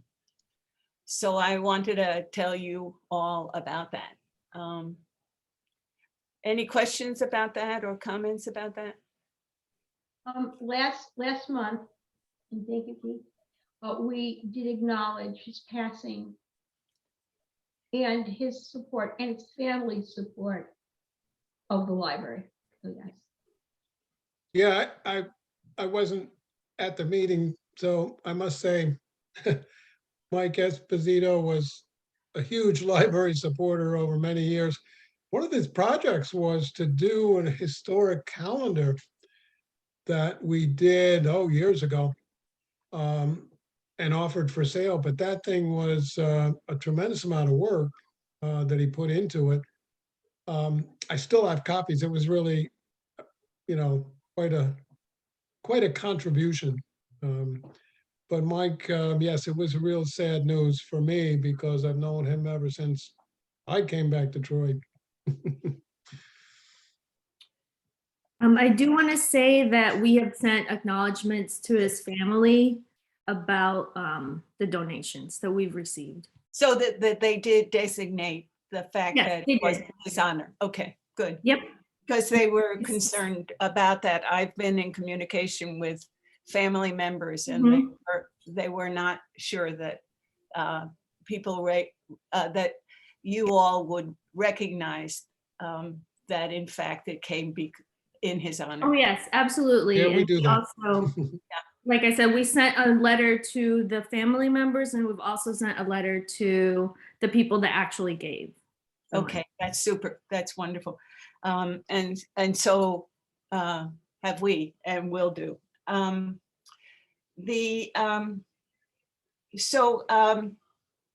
The other thing that's been going on, just to catch you up, but because it has been affected by COVID, is that once again, we're in collaboration with the music hall and their Tuesday free concerts But today, the concert, we would have done another pop-up. We do pop-ups on the Tuesday free concerts at the music hall. And today, because of COVID, the concert went virtual. And we are planning going forward to do, we did a pop-up at the farmer's market in December. And we plan all things going well to do another pop-up at the farmer's market in February. So any questions about the Friends and what we're doing or what we're thinking about? And don't you have a sale of library books from, books that have been donated to the library at every farmer's market? Because I've seen it there. No, Not as one of your pop-ups? no. That is the sale that's there all the time is from Market Block Books. And that sale goes, the proceeds from those sales go to the food bank. So we, the standing book sale that's at the farmer's market is not us. That is managed by Market Block Books, and the proceeds, I think it's the food bank that it goes to. I'm not positive. And Yes. you can find that near where the farmer's market sells their goodies. But when I talk about a pop-up at the farmer's market, this is where we bring, something like, upwards of 400 books and advertise it special. And in those cases, we do not put prices on the books. We, unlike the bookseller, we ask for contributions. And because we are the Friends of the Library, people give us more money than we make at the bookseller. The bookseller, the books are $1 each, and children's books are 25 cents. Greta, could you please confirm the spelling of Mr. Esposito's name? ESP. Oh, you're asking me about spelling. I have ESPOSITO. That was my best guess. That's Okay. correct. Yes. Correct. That's right. Thank you. Right. I was told by my English teacher when I was a junior in high school that I would never go to college because my spelling was so abominable. Oh dear. I was also told by my typing teacher I'd never get a job because my typing was so abominable. And look but at you no, now. I asked Mike about that a while ago. I had understood that in Italy, orphans were named Esposito. Oh, And, that's why it's such a really common Italian name. I don't know if that's true, but that's what I heard. there's one other thing that's going on, and I don't have a whole lot of information about it, but as you know, last year was the 200th anniversary of Lansingburg's, of the building. And one of the things that we initiated under Mary Muller's, she's been working on it, is applying to the Pomeroy Foundation for a plaque that would commemorate it. And so what they do, it's a foundation grant and they pay for the plaque. They have very stringent recommendations, and we were rejected this time because there wasn't enough primary sources. And so the question is, with the advice of the Historical Society, some of the emphasis was put on the fact that Herman Melville, graced the halls of Lansingburg. Anyway, so it's back to the drawing board. We probably will reapply, and the question will be, once again, how to get primary sources for documenting the history of the building. And so you'll hear about it some more again, but understanding it'll be interesting to see what the work that Mike did, Paul. Yeah. In light of this thing, because every little bit of this stuff would be very interesting to be able to, to document. Carolyn, any questions about that? No, I'm just writing it down to see if I can jog my memory or go in the Troy room and see if I can come up with anything for you. Yeah, so it's Mary. Mary's been working on this, and she worked, with who'd she work with? The Historical Society. Oh, her name just went out of my head. Stacy. No, Kathy, Kathy. have you reached out to the Lansingburg Historical Society? Yes, yeah, she 'Cause reached I would out think- to the Lansingburg Historical Society too, and so, well, I think it's a question of putting a bunch of heads together and seeing it. And the Pomeroy Foundation was very clear in delineating what needed more work. So we have that as guidance. And it may be that the advice of the Historical Society was to emphasize Herman Melville's role, but since Herman Melville has put his foot in every state of the Union and everybody claims him, it may not be the most appropriate use of that information. And I don't want to give you guys any more time than that, but yeah. I just wanted to clarify that actually 2020 was the 200th anniversary. Yeah. I wouldn't want it to go on the sign as the incorrect date.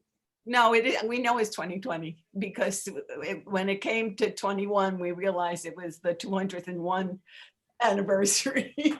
Right, we did have that mistaken impression for a little while, but Yeah, right. Dale, I think, corrected us. Okay, so if there are any other questions for me or any other comments you want to make to me, I'm going to get off this call. And thank you again for supporting the holiday party. You're Much welcome. appreciated. You're welcome. Thank you.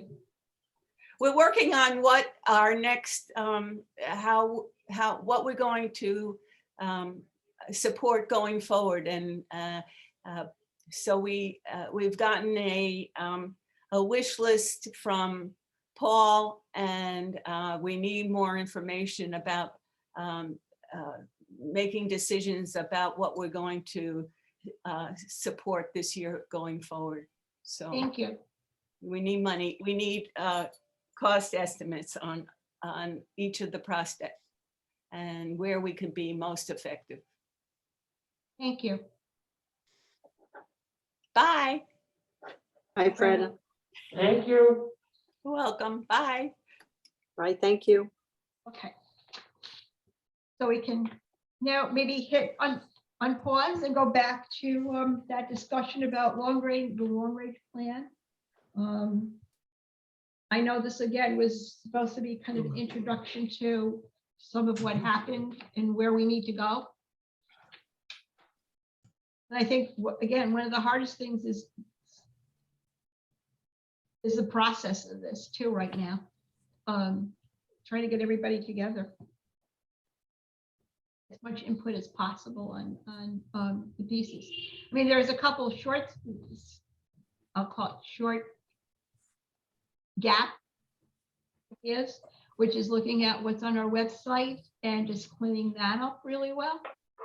And then when we do that, we could move forward on looking at the 2019 piece too and work on that too, simultaneously and going forward.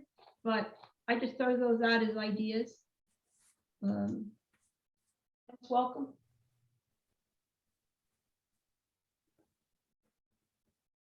Who owns moving this forward? What? Who owns moving this forward? I The can't hear board. you. I think she said the board. It's Okay, us, the but board. who on the board would like to take ownership of moving this forward is my question. Okay, so Evelyn, what would you like to Yeah. do next? Get some comments. I'd like to get some feedback from people about how they think this could work. I think that would be a good idea because even with ownership, it's not dictatorship and saying, okay, this is where it's going. And then it's also working with staff to see how that's all going to be incorporated. And I know they're going through a flux right now, but so people think that maybe just going through the pieces that we already have in place, cleaning that up, is the best way to move forward for the interim.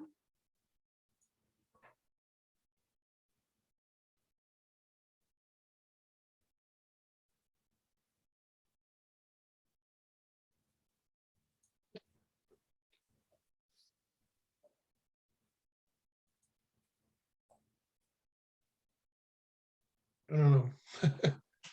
Evelyn, oh. You may just Evelyn, have, you're gonna have to, you'll have you're gonna have to tell us get, what he's like, saying. Yeah, we can't hear Keith. Yeah, To take it of his mess. We've been through, Can you hear? with the pandemic, a huge change in how people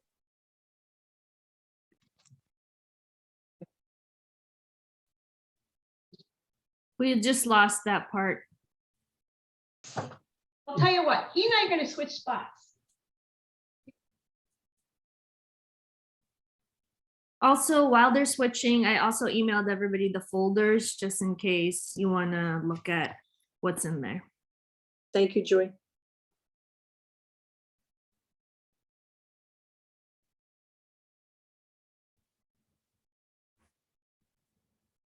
Keith, you can go ahead. Yep.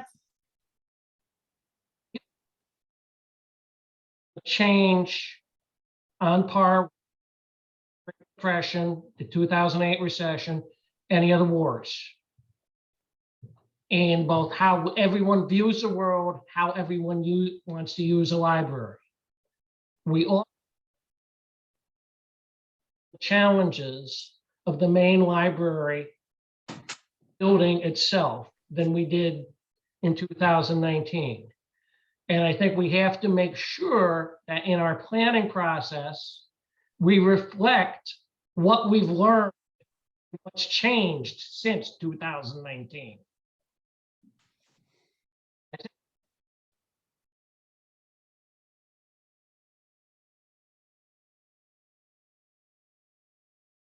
Change lots of ideas.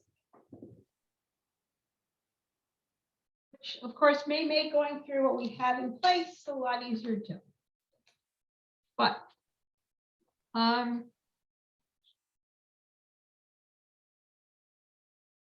so again, any thoughts on process?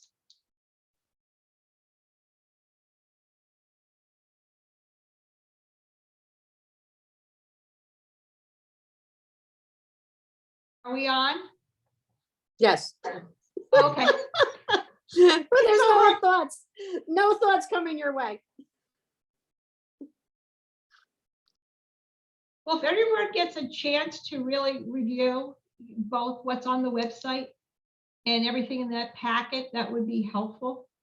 Come up then with some ideas of what should not be there, should be there, additions, subtractions. And then pick this up again in February. Now, one of the things that we could do is use part of our board meetings to go through that process. This reminds me of when we were trying to figure out when to get the historic structure report reviewed. Whether or not we want to meet at a different time or whether we want to do it at a board meeting time, but I thought the rationale behind using a board meeting worked because it's the one time that we certainly know we have already at some level committed to being here. And if we could set aside time during our board meeting to do that, I think that would be effective. Unless someone else has any other thoughts or objections to that. I think it's a great idea. What? I think it's a good idea, you know, at least everybody's together.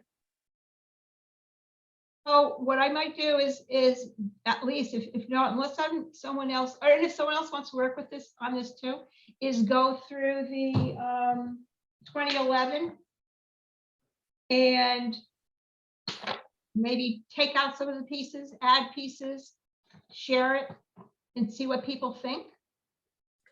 Evelyn, is it broken down into like definable pieces that we could say, okay, at the next board meeting, we're gonna spend our time on this section so that it's kind of I mean, these meetings can get kind of Yeah. long as they are without it being, Yes, both the 2011 and the 2019 are broken up into pieces. so could we pick So we like have. sections to focus on we for the have next principal- meeting? Yes, we definitely could do that because it's focused. One is service, environment, admin, outreach and resources. That's from 211. And the 2019 community integration. And I just gotta go through this real quick, just the facilities, internal capacity, and leadership development.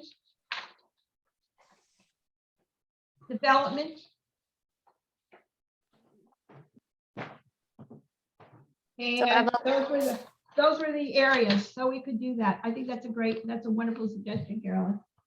Evelyn, could you pick like 3 of those for the next meeting that you'd like us to Absolutely. review? Okay. Yes, please. I'll do that. Could I send an email afterwards? That would be great. Okay. So everyone's got their packet and their materials, so. And then by next month, we can start at it.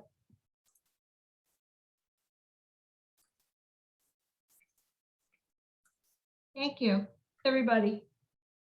I'm trying to think, is there anything else on this that I'm not thinking about or we should clarify?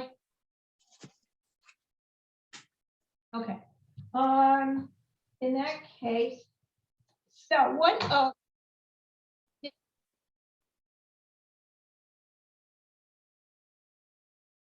February 2nd is the next one. So if anyone needs to go to core, February 2nd is, you know, that into.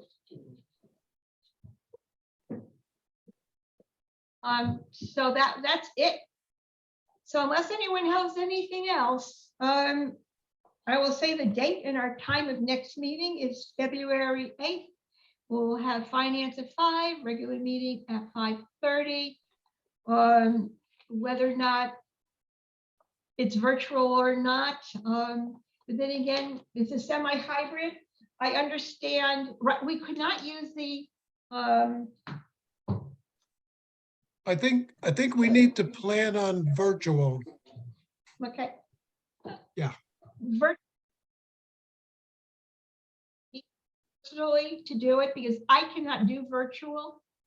I don't have the camera capacity when I'm at home, and nor do I have spectrum reliability at home. So I come here to do the meetings. The upstairs was not available today because another class is in there this evening. We're also, the library, I believe, is trying to find another technological, another piece of equipment to make virtual and or hybrid a little bit more easy on us. So anyway, so until February 8th, but I'll be writing everyone. Thank you, Brianna, for the suggestions. I love your focus. So thank you, everybody. Thank you, And, Carolyn. Wait, motion- a comment on the hybrid session. It doesn't work well. I mean, it was dysfunctional tonight because so often you couldn't hear people. So I know that you may have difficulty with a strictly virtual session, and there's no problem with you going to the library. It was a problem with trying to pick up everybody else that's there also. See, now I can't hear you. Night was not supposed actually to be hybrid. I just asked Joy if I could do it here. And Joy, thank you, Joy, suggested I could use, she actually set this all up. I didn't have to do a thing. Could use her computer because it's awfully cold to bring down my laptop. And last time I tried to do that, it didn't quite work as well as it could have. This worked very well, but we'll be more clear if it's going to be virtual, that it is virtual. Hybrid works better when there's the owl, but bringing it down here was going to be more difficult than it was worth. So we have to go rolling with we have to be flexible. So tonight was being flexible. Right, but I think the issue is not that if it's all virtual, that shouldn't be a problem. It's just that there were several people there in person trying to use a mechanism that really doesn't work well for multiple people. And again, that's just because the equipment is what it is right now, and whether or not other devices would have helped is. But if you declared it all virtual, so It was on the. that people didn't show up. It was in the notice when the link went out that it was a virtual meeting. But. Sorry, you didn't stand up and bite me. So, well, Kirsten was there as well, but so can we just declare, can we decide that in the future it will be virtual until further notice rather than in person? Well, that was what I hoped. Yep. Again, it depends on the, excuse me, extension that the state grants through the open meeting laws so that we can do that. We all expect it to be definitely granted. For how long, we don't know. Sometimes they only do it for a month at a time. Her But we last suspect during this particular outbreak that it'll be extended. So I think we should plan for virtual meetings for the time being. And Evelyn, you can use my office at any time. Thank you. I didn't mind the company. That's where she is. Yeah. I'm just saying, if that's your concern. And I know I can be taken care of. That's not the issue. I didn't know that others would be joining me. Although But, pretty soon so the it wasn't- library's going to close anyway, so. So should I wrap move it up. that until decided differently that the board meetings should be virtual, or until they're no longer allowed under open meeting law.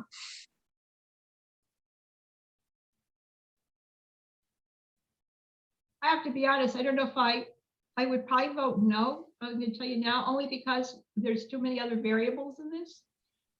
I think we can certainly say informally that we will make this virtual.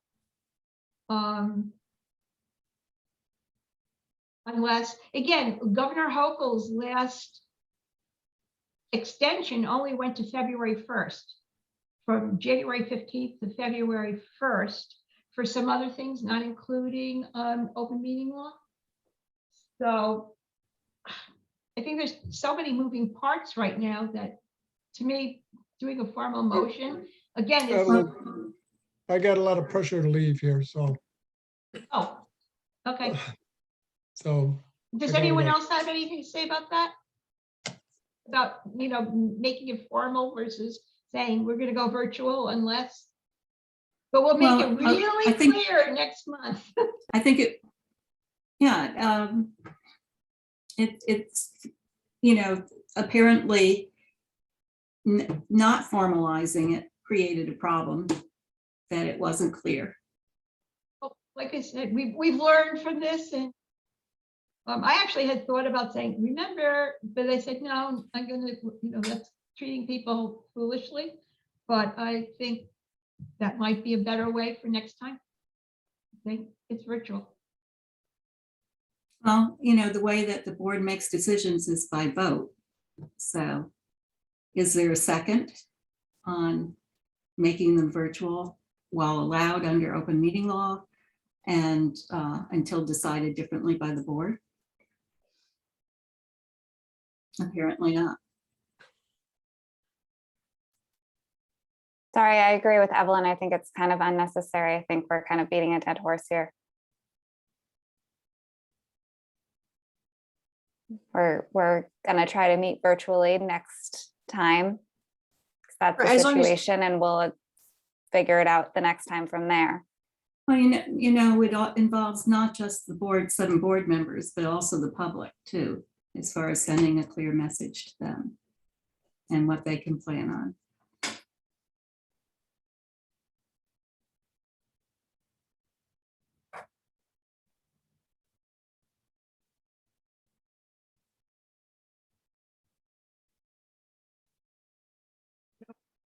Else to offer on that one. I think that the public is if they're not used to flexibility of some sort now, I don't know if they ever will be.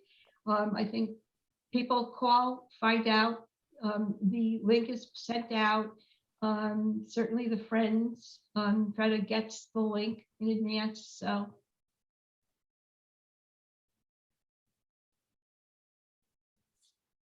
So, I think at this point, there's no second, we will business, which is a motion to adjourn. So I make the motion to adjourn this meeting. Do I have a second? All in favor? Aye.